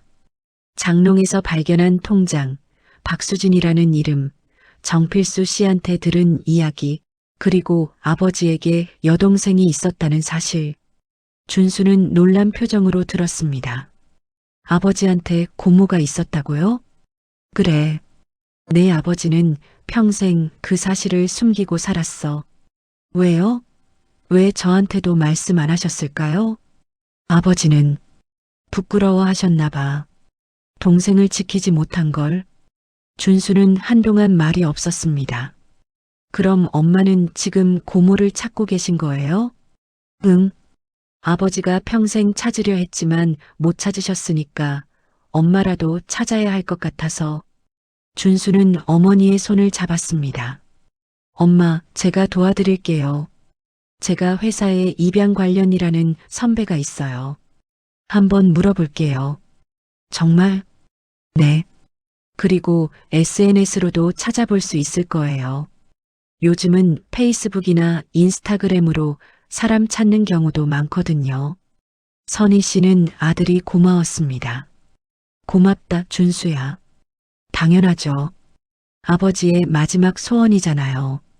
그날 저녁 준수는 노트북을 꺼내 여러 SNS에 글을 올렸습니다. 1975년경 부산에서 입양된 박수진 김수진님을 찾습니다. 사진도 함께 올렸어요. 흑백 사진 속 어린 여자아이의 모습, 그리고 상황을 자세히 설명했습니다. 글을 올리고 난 후 준수가 말했습니다. 엄마, 이제 기다려보는 수밖에 없어요. 누군가 정보를 알고 연락을 주겠죠. 선희 씨는 고개를 끄덕였습니다. 그날 밤 선희 씨는 남편의 영정 앞에 앉았습니다. 여보, 우리 아들이 같이 고모를 찾아주겠대요. 준수도 아버지를 닮았어요. 착한 아이죠. 사진 속 남편은 조용히 미소 짓고 있었습니다. 선희 씨는 향을 피우고 절을 했어요. 조금만 기다려요. 제가 꼭 수진 씨를 찾아볼게요. 다음 주 월요일 선희 씨는 아침 일찍 전화를 받았습니다. 이준호 씨였어요. 선희 씨, 저예요. 좋은 소식이 있어요. 선희 씨는 가슴이 두근거렸습니다. 무슨 소식이요? 제가 홀트 아동 복지회에 아는 사람이 있어서 알아봤는데요. 1962년생 박수진 씨가 실제로 그쪽을 통해 입양되었대요. 정말요? 네. 그리고 입양 가족이 10년 전에 연락처를 업데이트했다고 해요. 그러니까 최근까지도 연락이 닿을 가능성이 있다는 거죠. 선희 씨는 눈물이 핑 돌았습니다. 그럼 만날 수 있을까요? 그건 본인의 의사에 달려 있어요. 복지회에서 본인에게 연락을 해볼 거래요. 만약 본인이 만나고 싶어 하면 연결해 준대요. 알겠어요. 정말 감사합니다. 전화를 끊고 선희 씨는 주저앉았습니다. 드디어 희망이 보이는 것 같았어요. 며칠을 초조하게 기다렸습니다. 선희 씨는 핸드폰을 손에서 놓지 않았어요. 언제 전화가 올지 몰랐거든요. 수요일 오후 드디어 전화가 왔습니다. 홀트 아동 복지회였어요. 김선혜 씨시죠? 네, 맞아요. 좋은 소식이 있습니다. 찾으시던 분과 연락이 닿았어요. 선희 씨는 숨이 멎는 것 같았습니다. 정말요? 네. 본인도 만나고 싶어 하세요. 연락처를 알려드릴게요. 상담원은 전화번호를 불러줬습니다. 선희 씨는 떨리는 손으로 메모했어요. 전화를 끊고 선희 씨는 메모지를 꼭 쥐었습니다. 드디어 남편의 여동생을 만날 수 있게 되었습니다. 선희 씨는 메모지를 바라보며 한참을 앉아 있었습니다. 전화번호가 적힌 종이였어요. 이 번호로 전화를 걸면 남편의 여동생과 통화할 수 있다는 사실이 믿기지 않았죠. 손이 떨렸습니다. 뭐라고 말해야 할까요? 처음 만나는 시동생에게 어떻게 말을 꺼내야 할까요? 선희 씨는 심호흡을 했습니다. 그리고 핸드폰을 들어 번호를 눌렀어요. 신호음이 울렸습니다. 한 번, 두 번, 세 번. 선희 씨의 심장은 점점 더 빠르게 뛰었습니다. 네 번째 신호음이 울렸을 때 전화가 연결되었습니다. 여보세요? 차분하고 부드러운 여자 목소리였어요. 선희 씨는 입을 열었습니다. 저는 김선희라고 합니다. 혹시 박수진 씨 맞으신가요? 전화기 너머로 잠시 침묵이 흘렀습니다. 그리고 떨리는 목소리가 들려왔어요. 네, 맞아요. 제 본명이 박수진이에요. 선희 씨는 눈물이 핑 돌았습니다. 수진 씨, 저는 김동철의 아내입니다. 동철이가 평생 당신을 찾았어요. 전화기 너머에서 숨쉬는 소리가 들렸습니다. 오빠가요? 목소리가 떨리고 있었습니다. 네. 동철이는 작년에 세상을 떠났어요. 하지만 평생 당신을 찾으려 했고 당신을 위해 돈도 모으고 있었어요. 수진 씨는 한참 동안 대답하지 못했습니다. 선희 씨는 기다려줬어요. 잠시 후 수진 씨가 말했습니다. 오빠가 저를 찾았다고요? 네. 25년 동안 당신 이름으로 통장을 만들어서 돈을 모았어요. 언젠가 만나면 주려고요. 전화기 너머로 흐느끼는 소리가 들렸습니다. 선희 씨도 눈물을 흘렸어요. 수진 씨, 우리 한번 만날 수 있을까요?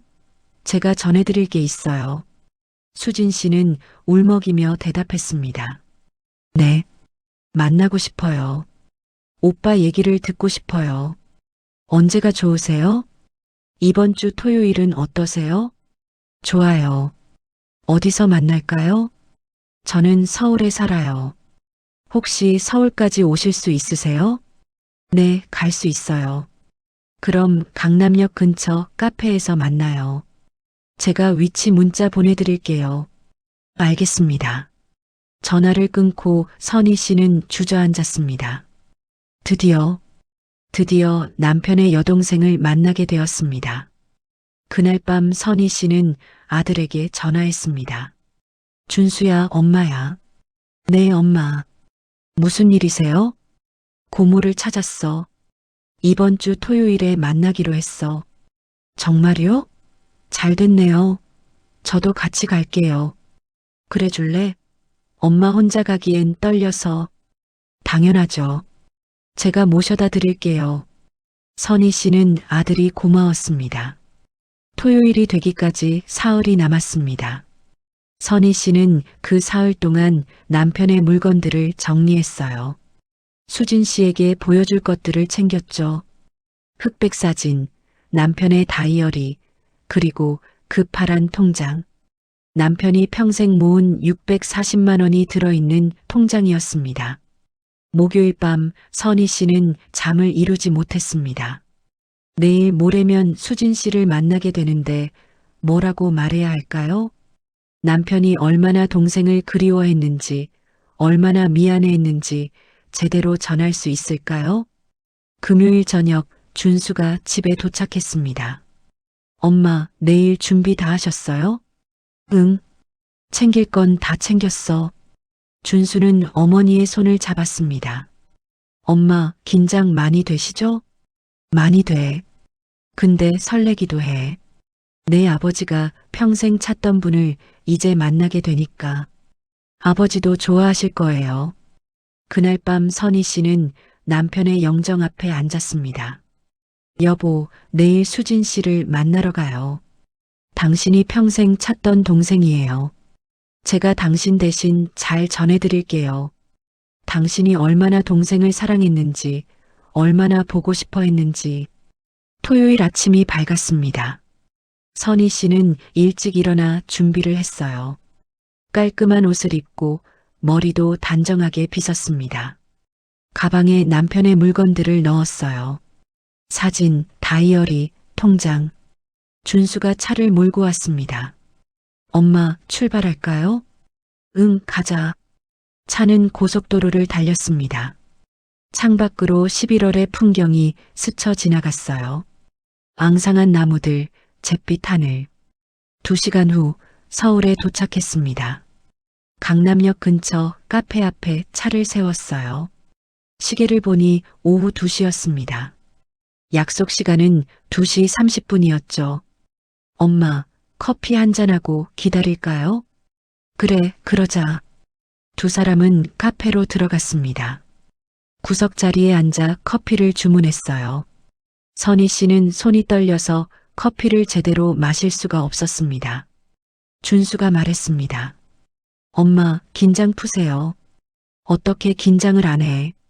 40년 넘게 못 만난 시동생을 만나는데 잘하실 거예요. 시간이 흘러 2시 25분이 되었습니다. 선희 씨는 카페 입구를 계속 쳐다봤어요. 2시 28분. 카페 문이 열렸습니다. 60대 초반으로 보이는 여성이 들어왔어요. 단정한 옷차림에 짧은 머리를 한 여성이었습니다. 얼굴에는 세월의 흔적이 있었지만 눈빛은 맑았죠. 여성은 카페 안을 둘러보다가 선희 씨와 눈이 마주쳤습니다. 선희 씨는 자리에서 일어났어요. 수진 씨세요? 여성은 고개를 끄덕이며 다가왔습니다. 네. 선희 씨시죠? 두 사람은 마주 섰습니다. 그리고 한참 동안 서로를 바라봤어요. 수진 씨의 눈에서 눈물이 흘러내렸습니다. 오빠, 오빠는 정말 저를 찾고 계셨나요? 선희 씨도 눈물을 흘렸습니다. 네, 평생 찾았어요. 죽는 날까지요. 수진 씨는 손으로 얼굴을 가렸습니다. 선희 씨는 수진 씨를 꼭 안아줬어요. 두 사람은 한동안 울었습니다. 준수도 옆에서 눈물을 닦았죠. 잠시 후 세 사람은 자리에 앉았습니다. 선희 씨가 먼저 입을 열었습니다. 수진 씨, 저는 며칠 전까지만 해도 당신의 존재를 몰랐어요. 동철이는 평생 그 얘기를 하지 않았거든요. 수진 씨는 고개를 끄덕였습니다. 오빠는 항상 그랬어요. 자기 고통은 혼자 사귀는 사람이었죠. 당신은 오빠를 기억하세요? 수진 씨는 천천히 대답했습니다. 조금요. 저는 입양될 때 13살이었어요. 오빠 얼굴은 어렴풋이 기억나요. 키가 크고 목소리가 낮고 항상 저를 업어주던 오빠. 선희 씨는 가방에서 흑백 사진을 꺼냈습니다. 이거 보세요. 어릴 때 오빠랑 같이 찍은 사진이에요. 수진 씨는 사진을 받아들고 한참을 바라봤습니다. 이 사진, 기억나요? 여름이었어요. 부산 해운대에서 찍은 거예요. 수진 씨의 눈에서 또 눈물이 흘러내렸습니다. 오빠가 이 사진을 간직하고 계셨군요. 네. 평생 가지고 있었어요. 선희 씨는 통장도 꺼냈습니다. 그리고 이것도요. 당신 이름으로 만든 통장이에요. 25년 동안 조금씩 돈을 모았어요. 수진 씨는 통장을 펼쳐봤습니다. 입금 내역을 보는 순간 손이 떨렸어요. 박수진 입금, 박수진 입금. 25년 동안 빠짐없이 기록된 오빠의 마음이었습니다. 오빠는 왜 저를 찾지 못하셨을까요? 수진 씨가 물었습니다. 선희 씨는 준수를 바라봤고 준수가 설명했습니다. 할머니, 아버지는 평생 고모를 찾으려 했대요. 사설 탐정도 고용하고 여러 방법을 다 써봤지만 입양 기록이 비공개라서 찾을 수가 없었대요. 수진 씨는 고개를 숙였습니다. 저도 오빠를 찾고 싶었어요. 하지만 입양 가족이 친부모 찾는 걸 원하지 않았어요. 그래서 포기했죠. 선희 씨가 물었습니다. 입양 가족은 잘 대해줬어요? 수진 씨는 잠시 생각하더니 대답했습니다. 처음엔 힘들었어요. 새 가족에 적응하는 게 쉽지 않았죠. 하지만 양부모님은 좋은 분들이었어요. 저를 친딸처럼 사랑해 주셨어요. 다행이네요. 대학도 보내주시고 결혼할 때도 많이 도와주셨어요. 저는 행복하게 살았어요. 선희 씨는 안도했습니다. 동철이가 그 얘기를 들었으면 좋아했을 거예요. 수진 씨가 물었습니다. 오빠는 언제 돌아가셨어요? 작년 10월이에요. 심근경색이었어요. 갑작스러웠겠네요. 네. 아침에 신문 보다가 갑자기 쓰러지셨어요. 수진 씨는 눈물을 닦았습니다. 오빠를 한 번도 못 만나고 이렇게 소식만 듣게 되다니. 선희 씨는 수진 씨의 손을 잡았습니다. 수진 씨, 동철이는 당신을 평생 사랑했어요. 그리고 미안해했어요. 당신을 지키지 못한 걸. 수진 씨는 고개를 저었습니다. 아니에요. 오빠 잘못이 아니에요. 그때 상황이 그랬던 거잖아요. 동철이는 그렇게 생각하지 않았어요. 평생 자기 때문에 동생이 힘들었다고 생각했죠. 수진 씨는 한참 동안 울었습니다. 준수가 물티슈를 건넸어요. 고모, 괜찮으세요? 수진 씨는 준수를 바라봤습니다. 당신이 조카구나. 네. 저는 김준수예요. 수진 씨는 준수를 자세히 봤습니다. 오빠를 닮았네요. 눈매가 똑같아요. 그래요? 다들 그렇게 말해요. 수진 씨는 미소를 지었습니다. 잠시 후 선희 씨가 말했습니다. 수진 씨, 이 통장은 당신 거예요. 동철이가 평생 모은 돈이에요. 수진 씨는 손을 저었습니다. 아니에요. 저는 받을 수 없어요. 왜요? 오빠가 당신을 위해 모은 돈인데. 저는 이미 충분히 행복하게 살았어요. 양부모님도 저를 잘 키워주셨고 남편도 만나고 아이들도 있어요. 이 돈은 선희 씨가 쓰세요. 선희 씨는 고개를 저었습니다. 안 돼요. 이건 동철이의 마음이에요. 당신이 받아야 해요. 두 사람은 서로를 바라봤습니다. 잠시 후 수진 씨가 말했습니다. 그럼 반반 나눠요. 반은 제가 받고 반은 선희 씨가 가지세요. 선희 씨는 잠시 생각하다가 고개를 끄덕였습니다. 알겠어요. 그렇게 하죠. 준수가 말했습니다. 그럼 제가 은행 업무 도와드릴게요. 세 사람은 카페를 나와 근처 은행으로 갔습니다. 통장을 정리하고 돈을 반으로 나눴어요. 320만 원씩. 크지 않은 금액이었지만 그 안에 담긴 마음은 무거웠습니다. 은행을 나온 후 세 사람은 다시 카페로 돌아왔어요. 저녁 시간이 가까워지고 있었습니다. 선희 씨가 물었습니다. 수진 씨, 저녁 같이 먹을래요? 좋아요. 준수가 근처 한식당을 예약했습니다. 세 사람은 식당으로 이동했어요. 조용한 개인실에 앉아 음식을 주문했습니다.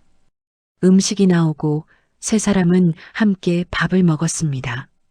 선희 씨가 말했습니다. 수진 씨, 당신 가족 이야기 좀 해줄래요? 수진 씨는 미소 지었습니다. 저는 30년 전에 결혼했어요. 남편은 회사원이고요. 아들 둘이 있어요. 손주는요? 손주는 아직이에요. 아들들이 아직 결혼을 안 했거든요. 그렇구나. 저는 지금 남편이랑 둘이 살아요. 평범하게 살죠. 남편은 내년에 은퇴해요. 행복하게 사시는 것 같아 다행이에요. 수진 씨는 고개를 끄덕였습니다. 네, 저는 행복해요. 하지만 항상 마음 한구석에 오빠 생각이 있었어요. 선희 씨는 수진 씨의 손을 잡았습니다. 동철이도 똑같았을 거예요. 항상 당신 생각을 했을 거예요. 이제 알았어요. 오빠가 저를 잊지 않았다는 걸. 잊을 수가 있겠어요. 피부치인데. 세 사람은 한참 동안 이야기를 나눴습니다. 어린 시절 이야기, 가족 이야기, 살아온 이야기. 밤 9시가 되어서야 식당을 나왔습니다. 밖은 어두웠어요. 거리에는 가로등이 켜져 있었습니다. 선희 씨가 말했습니다. 수진 씨, 우리 계속 연락하고 지내요. 그럼요. 꼭 그렇게 해요. 그리고 다음에는 제 집으로 놀러 오세요. 동철이가 살던 집이에요. 네, 꼭 갈게요. 두 사람은 포옹을 나눴습니다. 준수도 수진 씨와 인사를 나눴어요. 고모, 오늘 만나서 정말 좋았어요. 나도 그래. 조카를 만나다니 꿈만 같아. 자주 뵐게요. 그래, 자주 보자. 수진 씨는 택시를 타고 떠났습니다. 선희 씨와 준수는 차에 올라 집으로 향했어요. 차 안에서 선희 씨는 창밖을 바라봤습니다. 눈물이 흘러내렸어요.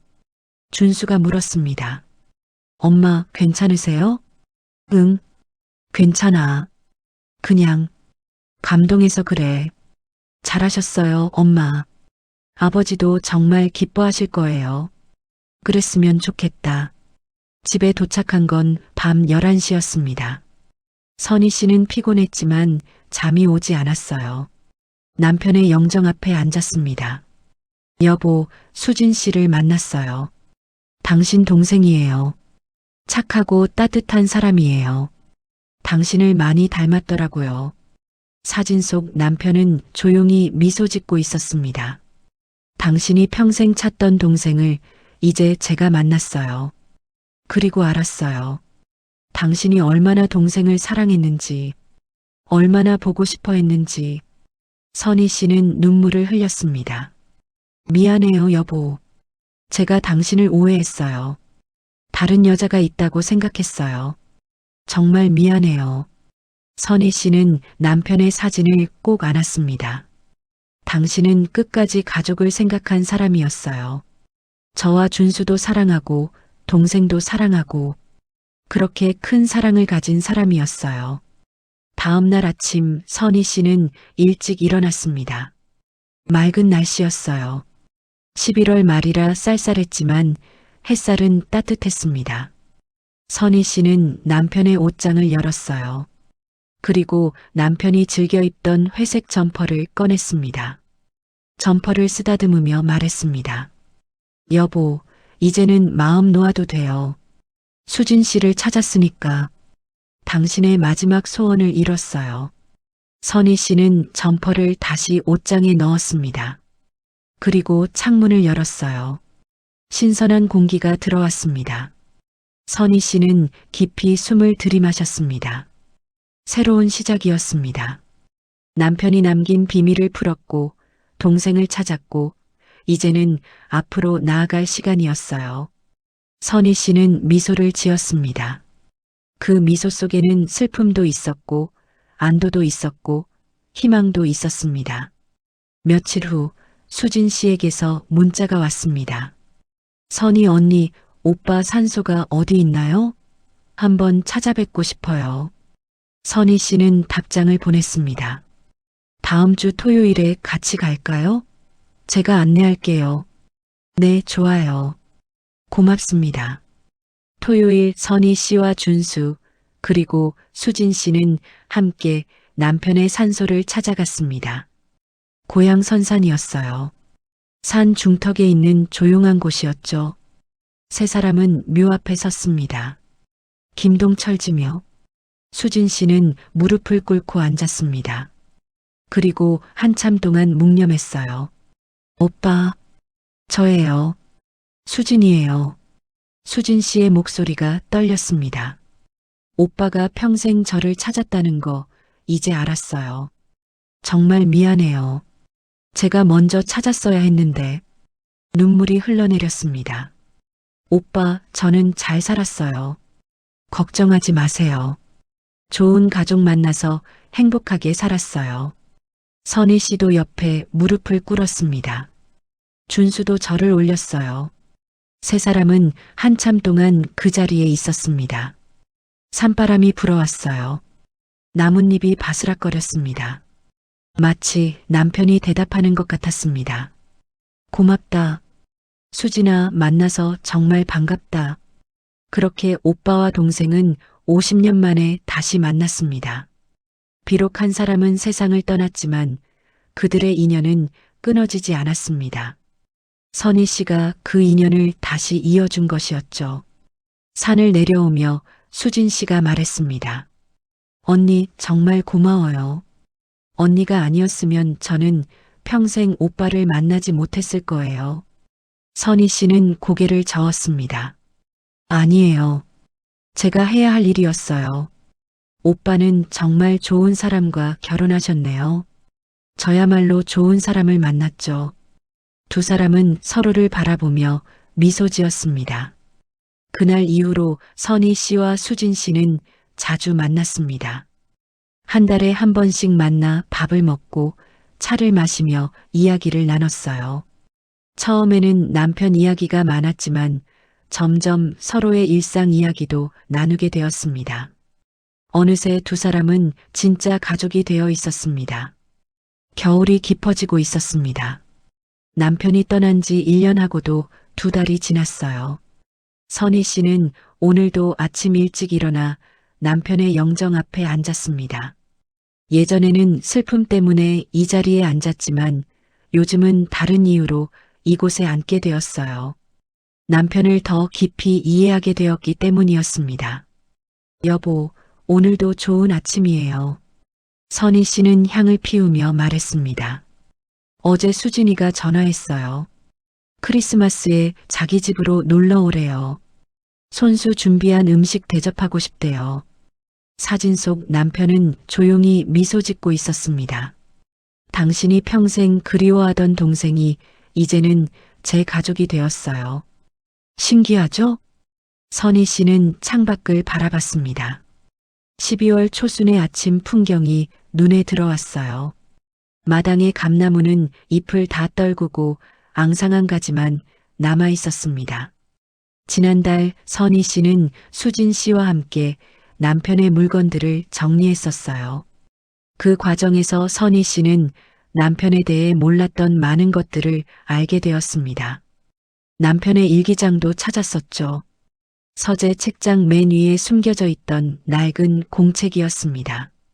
표지에는 아무 글씨도 없었지만 펼쳐보니 남편의 필체로 빼곡히 글이 적혀 있었어요. 첫 페이지에는 이렇게 적혀 있었습니다. 1998년 3월 15일. 오늘 수진이를 위한 통장을 만들었다. 언젠가 동생을 찾으면 이 돈으로 미안한 마음을 조금이나마 전하고 싶다.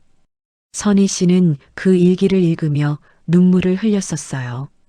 남편의 속마음이 그대로 담겨 있었기 때문이었죠.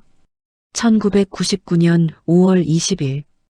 오늘 회사에서 승진 발표가 있었다. 과장이 되었다. 선희가 정말 기뻐했다.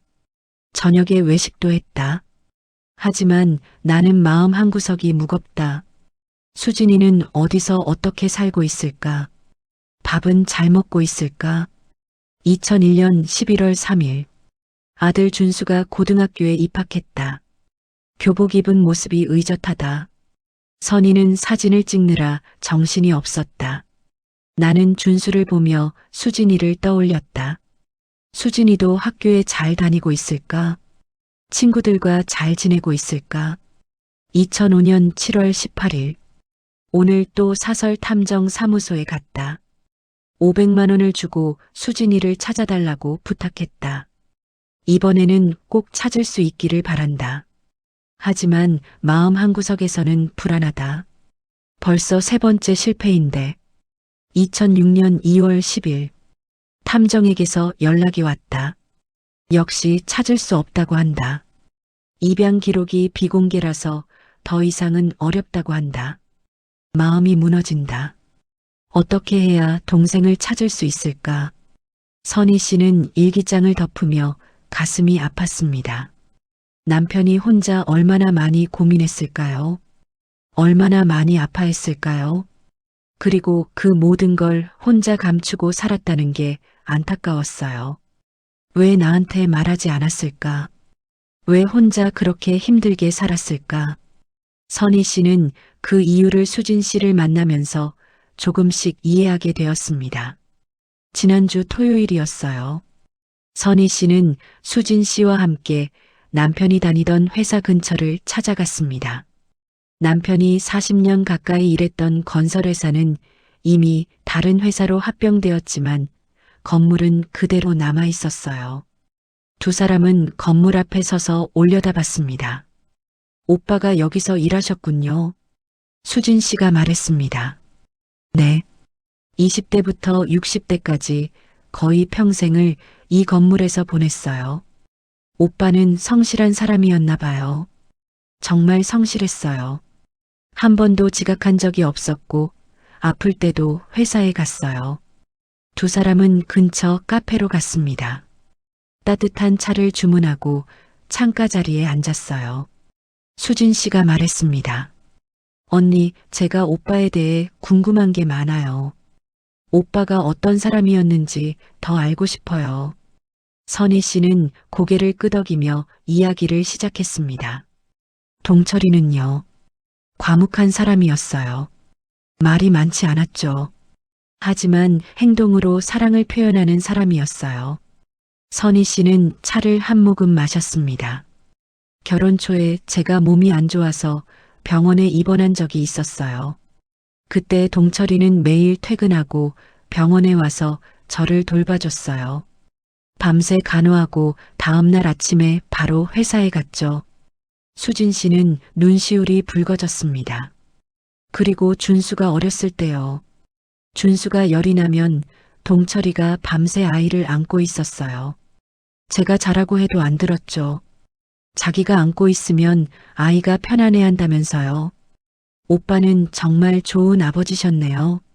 좋은 남편이기도 했어요.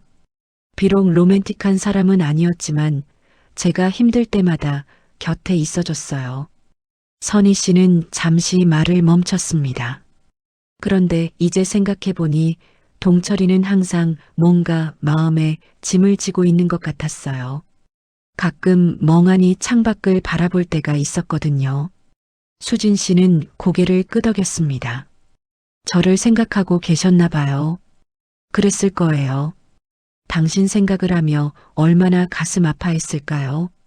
두 사람은 한동안 말없이 앉아 있었습니다. 선희 씨가 다시 입을 열었습니다. 수진 씨, 동철이 일기장을 읽으면서 알았어요. 동철이는 당신을 찾기 위해 정말 많은 노력을 했어요. 선희 씨는 가방에서 일기장을 꺼냈습니다. 이거 보세요. 25년 동안 쓴 일기예요. 수진 씨는 일기장을 받아들고 천천히 펼쳤습니다. 첫 페이지부터 읽기 시작했어요. 한 페이지, 두 페이지. 수진 씨의 눈에서 눈물이 흘러내렸습니다. 오빠는 정말 저를 잊지 않으셨네요. 한 번도 잊은 적이 없었어요. 수진 씨는 일기장을 계속 읽었습니다. 중간쯤 읽다가 특정 페이지에서 멈췄어요. 2010년 12월 25일. 오늘은 크리스마스다. 선희와 준수와 함께 외식을 했다. 케이크도 먹고 선물도 주고받았다. 행복한 시간이었다. 하지만 집에 돌아와 혼자 방에 앉아 있으니 수진이 생각이 난다. 수진이는 오늘 무엇을 하고 있을까? 행복한 크리스마스를 보내고 있을까? 내가 동생을 지키지 못한 게 평생의 한이다. 어떻게 하면 용서받을 수 있을까? 언젠가 수진이를 만나면 무릎 꿇고 사과하고 싶다. 수진 씨는 일기장을 덮고 울었습니다. 선희 씨가 손수건을 건넸어요. 오빠한테 잘못이 없어요. 정말 잘못이 없는데. 수진 씨가 흐느꼈습니다. 오빠는 저를 구해주신 거예요. 고아원에 보내주셔서 저는 좋은 가족을 만날 수 있었어요. 오빠가 없었으면 저는 어떻게 되었을지 몰라요. 선희 씨는 수진 씨를 안아줬습니다. 동철이가 그 말을 들었으면 좋았을 텐데. 정말 그래요. 오빠한테 꼭 말씀드리고 싶었어요. 두 사람은 한참 동안 그렇게 있었습니다. 카페 밖으로는 12월의 찬바람이 불고 있었어요. 잠시 후 선희 씨가 말했습니다. 수진 씨, 사실 저는 처음에 당신을 오해했어요. 오해요? 네. 통장을 발견했을 때 저는 동철이가 다른 여자를 만났다고 생각했어요. 수진 씨는 눈이 커졌습니다. 당신 이름을 보고 25년 동안 돈을 보낸 걸 보고 완전히 오해했죠. 선희 씨는 쓴웃음을 지었습니다. 40년을 함께 산 남편을 의심했어요. 정말 부끄러워요. 수진 씨가 말했습니다. 당연히 그럴 수밖에 없었을 거예요. 몰랐으니까요. 하지만 저는 남편을 믿었어야 했어요. 40년 동안 한 번도 저를 배신한 적 없는 사람인데. 선희 씨는 눈물을 닦았습니다. 진실을 알고 나니까 더 미안해요. 남편이 평생 혼자 짊어지고 살았던 고통을 몰라줘서요. 수진 씨는 선희 씨의 손을 잡았습니다. 언니도 잘못 없어요. 오빠가 말씀하지 않으셨으니까요. 왜 말하지 않았을까요? 왜 나한테조차 비밀로 했을까요? 두 사람은 잠시 생각에 잠겼습니다. 수진 씨가 천천히 입을 열었습니다. 아마도 오빠는 언니를 사랑했기 때문일 거예요. 사랑했기 때문에요? 네. 언니한테 걱정 끼치고 싶지 않았던 거예요. 오빠의 과거, 오빠의 상처, 그런 걸로 언니를 힘들게 하고 싶지 않았던 거죠. 선희 씨는 그 말을 듣고 가슴이 먹먹해졌습니다. 그리고 또 하나는 부끄러움 때문이었을 거예요. 부끄러움이요? 네. 오빠는 자기가 동생을 지키지 못했다는 걸 평생의 수치로 여기셨을 거예요. 그래서 누구에게도 말할 수 없었던 거죠. 선희 씨는 고개를 끄덕였습니다. 이해가 돼요. 동철이는 그런 사람이었어요. 자기 약점을 드러내지 않으려는 사람이었죠. 남자들이 그런 것 같아요. 특히 그 세대 남자들은요. 맞아요. 가장으로서의 책임감, 강해야 한다는 생각, 그런 게 있었을 거예요. 선희 씨는 창밖을 바라봤습니다. 이제야 남편을 제대로 이해하게 된 것 같아요. 남편이 왜 그렇게 과묵했는지, 왜 가끔 슬픈 눈빛을 하고 있었는지. 수진 씨도 창밖을 바라봤습니다. 오빠는 평생 외로웠을 거예요. 그 말을 듣고 선희 씨의 눈에서 눈물이 흘러내렸습니다. 맞아요. 외로웠을 거예요. 사랑하는 가족들과 함께 있었지만 마음 한구석은 항상 외로웠을 거예요.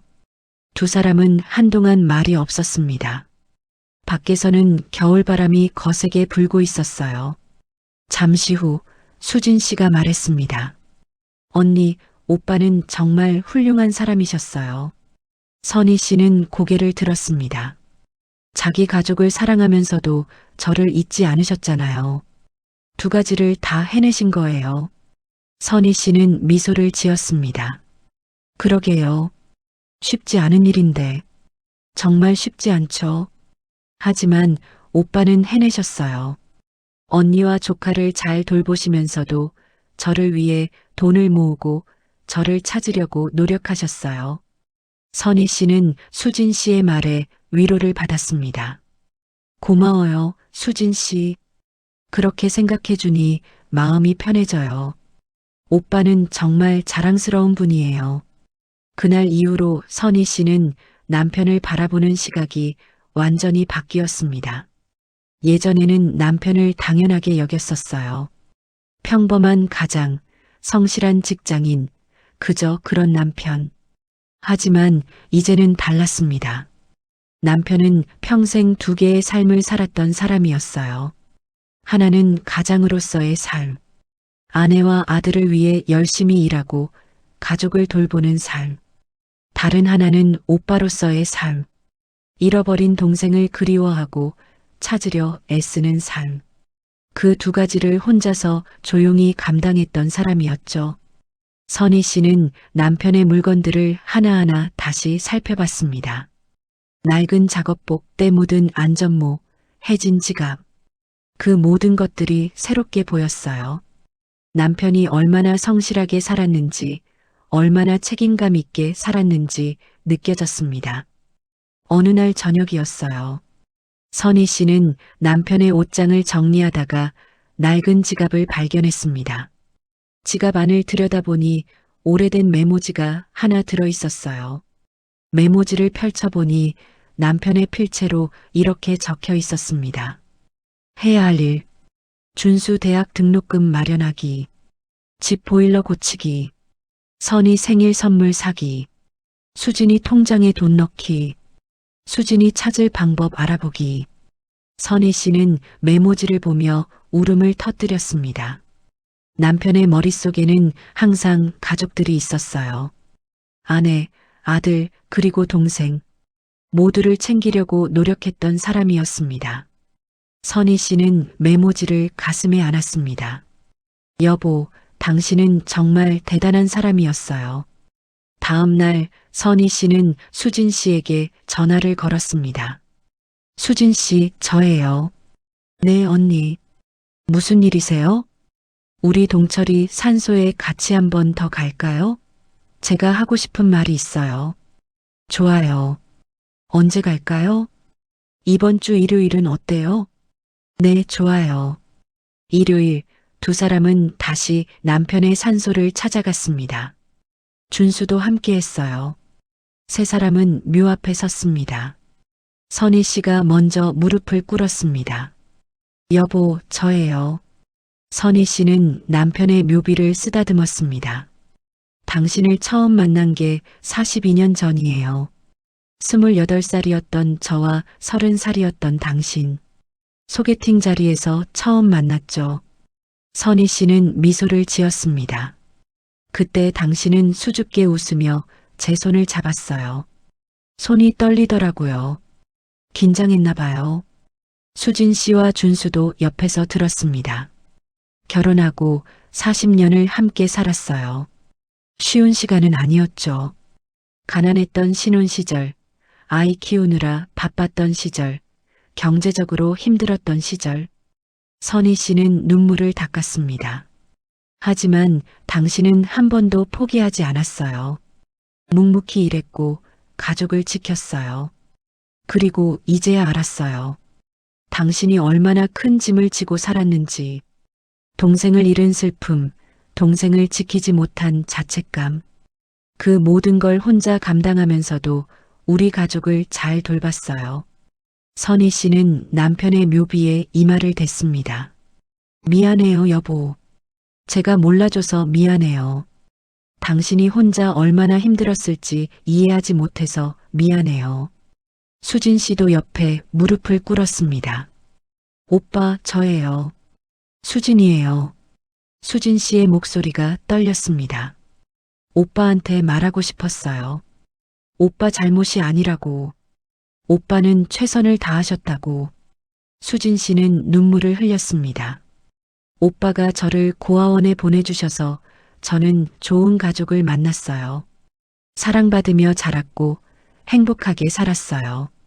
이 모든 게 오빠 덕분이에요. 고맙습니다, 오빠. 그리고 사랑해요. 준수도 저를 올렸습니다. 아버지, 저는 아버지가 자랑스러워요. 아버지는 제게 최고의 아버지였어요. 세 사람은 한동안 그 자리에 있었습니다. 바람이 불어왔어요. 마치 남편이 대답하는 것 같았습니다. 고맙다. 모두 고맙다. 산을 내려오며 선희 씨는 마음이 한결 가벼워졌습니다. 이제 남편을 진정으로 이해하게 되었고 남편의 마음을 동생에게 전할 수 있었으니까요. 집으로 돌아오는 차 안에서 준수가 말했습니다. 엄마, 아버지 정말 대단한 분이셨어요. 그래, 정말 대단한 분이셨지. 저도 아버지처럼 살고 싶어요. 선희 씨는 아들의 손을 잡았습니다. 내가 아버지를 닮아서 엄마는 행복해. 며칠 후 선희 씨는 남편의 일기장 마지막 페이지를 읽었습니다. 남편이 돌아가시기 일주일 전에 쓴 글이었어요. 2024년 10월 7일. 요즘 몸이 예전 같지 않다. 가슴이 자주 답답하고 숨이 차다. 병원에 가봐야 할 것 같은데 선희가 걱정할까봐 말하지 못하고 있다. 혹시 모르니 이 글을 남긴다. 선희야, 나는 당신과 결혼한 게 인생 최고의 행운이었어. 40년 동안 고생만 시켜서 미안해. 더 잘해주지 못해서 미안해. 준수야, 아버지의 자랑이다. 건강하게 잘 자라줘서 고마워. 앞으로도 착하게 살아라. 수진아, 오빠가 미안하다. 널 지키지 못해서 정말 미안하다. 언젠가 만나면 무릎 꿇고 사과하고 싶었는데 그러지 못할 것 같구나. 용서해다오. 나는 행복한 삶을 살았다. 비록 완벽하지는 않았지만 사랑하는 사람들과 함께했으니 행복했다. 모두 건강해라. 그리고 서로 사랑하며 살아라. 선희 씨는 일기장을 덮고 한참 동안 울었습니다. 남편의 마지막 메시지였습니다. 그리고 그 메시지 속에는 가족을 향한 깊은 사랑이 담겨 있었어요. 선희 씨는 일어나 창문을 열었습니다. 12월에 찬 공기가 들어왔어요. 하지만 선희 씨의 마음은 따뜻했습니다. 남편을 이해하게 되었고 남편의 사랑을 느낄 수 있었으니까요. 저녁이 되었습니다. 선희 씨는 부엌에서 저녁을 준비했어요. 예전에는 혼자 밥 먹는 게 외로웠지만 이제는 괜찮았습니다. 남편이 곁에 없어도 남편의 사랑은 여전히 남아 있었으니까요. 밥을 먹으며 선희 씨는 생각했습니다. 남편은 평생 두 가지 사랑을 지켰어요. 하나는 자신이 만든 가족에 대한 사랑, 다른 하나는 태어날 때부터 가진 가족에 대한 사랑. 그 두 가지를 모두 지키려 애썼던 사람이었습니다. 쉽지 않았을 거예요. 때로는 갈등도 있었을 거고 힘들 때도 많았을 거예요. 하지만 남편은 포기하지 않았습니다. 마지막까지 두 가족을 모두 사랑했어요. 선희 씨는 밥그릇을 내려놓고 남편의 영정을 바라봤습니다. 여보, 당신 정말 훌륭한 사람이었어요. 이제야 제대로 알았어요. 사진 속 남편은 조용히 미소 짓고 있었습니다. 그 미소가 예전과는 다르게 보였어요. 더 따뜻하고 더 깊이 있게 느껴졌습니다. 선희 씨도 미소를 지었습니다. 이제 선희 씨는 남편 없이도 잘 살아갈 수 있을 것 같았어요. 남편이 남긴 사랑을 가슴에 품고 남편이 지키려 했던 가족들과 함께 살아갈 수 있을 것 같았습니다. 창밖으로는 눈이 내리기 시작했습니다. 올겨울 첫눈이었어요. 선희 씨는 창가에 서서 눈을 바라봤습니다. 하얀 눈송이들이 조용히 내려앉고 있었어요. 마치 남편이 보내는 위로처럼 느껴졌습니다. 선희 씨는 창문을 열고 손을 내밀었습니다. 눈송이가 손바닥에 닿았어요. 차갑지만 아름다웠습니다. 여보, 눈이 와요. 우리 첫눈 보던 그때 기억나요? 바람이 대답하듯 살랑 불었습니다. 선희 씨는 미소를 지으며 창문을 닫았습니다. 그리고 다시 거실로 돌아와 소파에 앉았어요. 통장을 꺼내 마지막으로 한 번 더 펼쳐봤습니다. 박수진 입금, 박수진 입금. 25년 동안의 기록. 이제 이 통장은 단순한 비밀이 아니었습니다. 남편의 사랑이 담긴 증거였고 가족의 인연을 다시 이어준 선물이었어요. 선희 씨는 통장을 소중히 서랍에 넣었습니다. 그리고 남편의 사진을 꺼내 들었어요. 젊은 시절의 사진이었습니다. 30살 때 찍은 사진이었죠. 사진 속 남편은 환하게 웃고 있었습니다. 선희 씨는 사진을 쓰다듬으며 말했습니다. 여보, 당신과 함께한 40년이 행복했어요. 앞으로도 당신을 기억하며 잘 살게요. 그리고 수진 씨도 잘 돌볼게요. 약속해요. 밖에서는 눈이 계속 내리고 있었습니다. 조용하고 평화로운 겨울밤이었어요. 선희 씨는 소파에 앉아 눈 내리는 풍경을 바라봤습니다. 마음은 고요했고 평온했습니다. 이제 남편을 진정으로 이해하게 되었고 남편의 사랑을 온전히 느낄 수 있었으니까요. 그렇게 선희 씨의 긴 여정이 끝났습니다. 장롱 속에서 발견한 파란 통장으로 시작된 여정. 의심과 오해로 가득했던 여정. 하지만 그 끝에는 깊은 이해와 사랑이 있었습니다. 남편이 남긴 마지막 선물. 그것은 돈이 아니라 사랑이었습니다. 가족을 향한 변치 않는 사랑이었어요. 그리고 그 사랑은 이제 선희 씨와 수진 씨, 준수를 통해 계속 이어질 것입니다. 세대를 넘어, 시간을 넘어 영원히.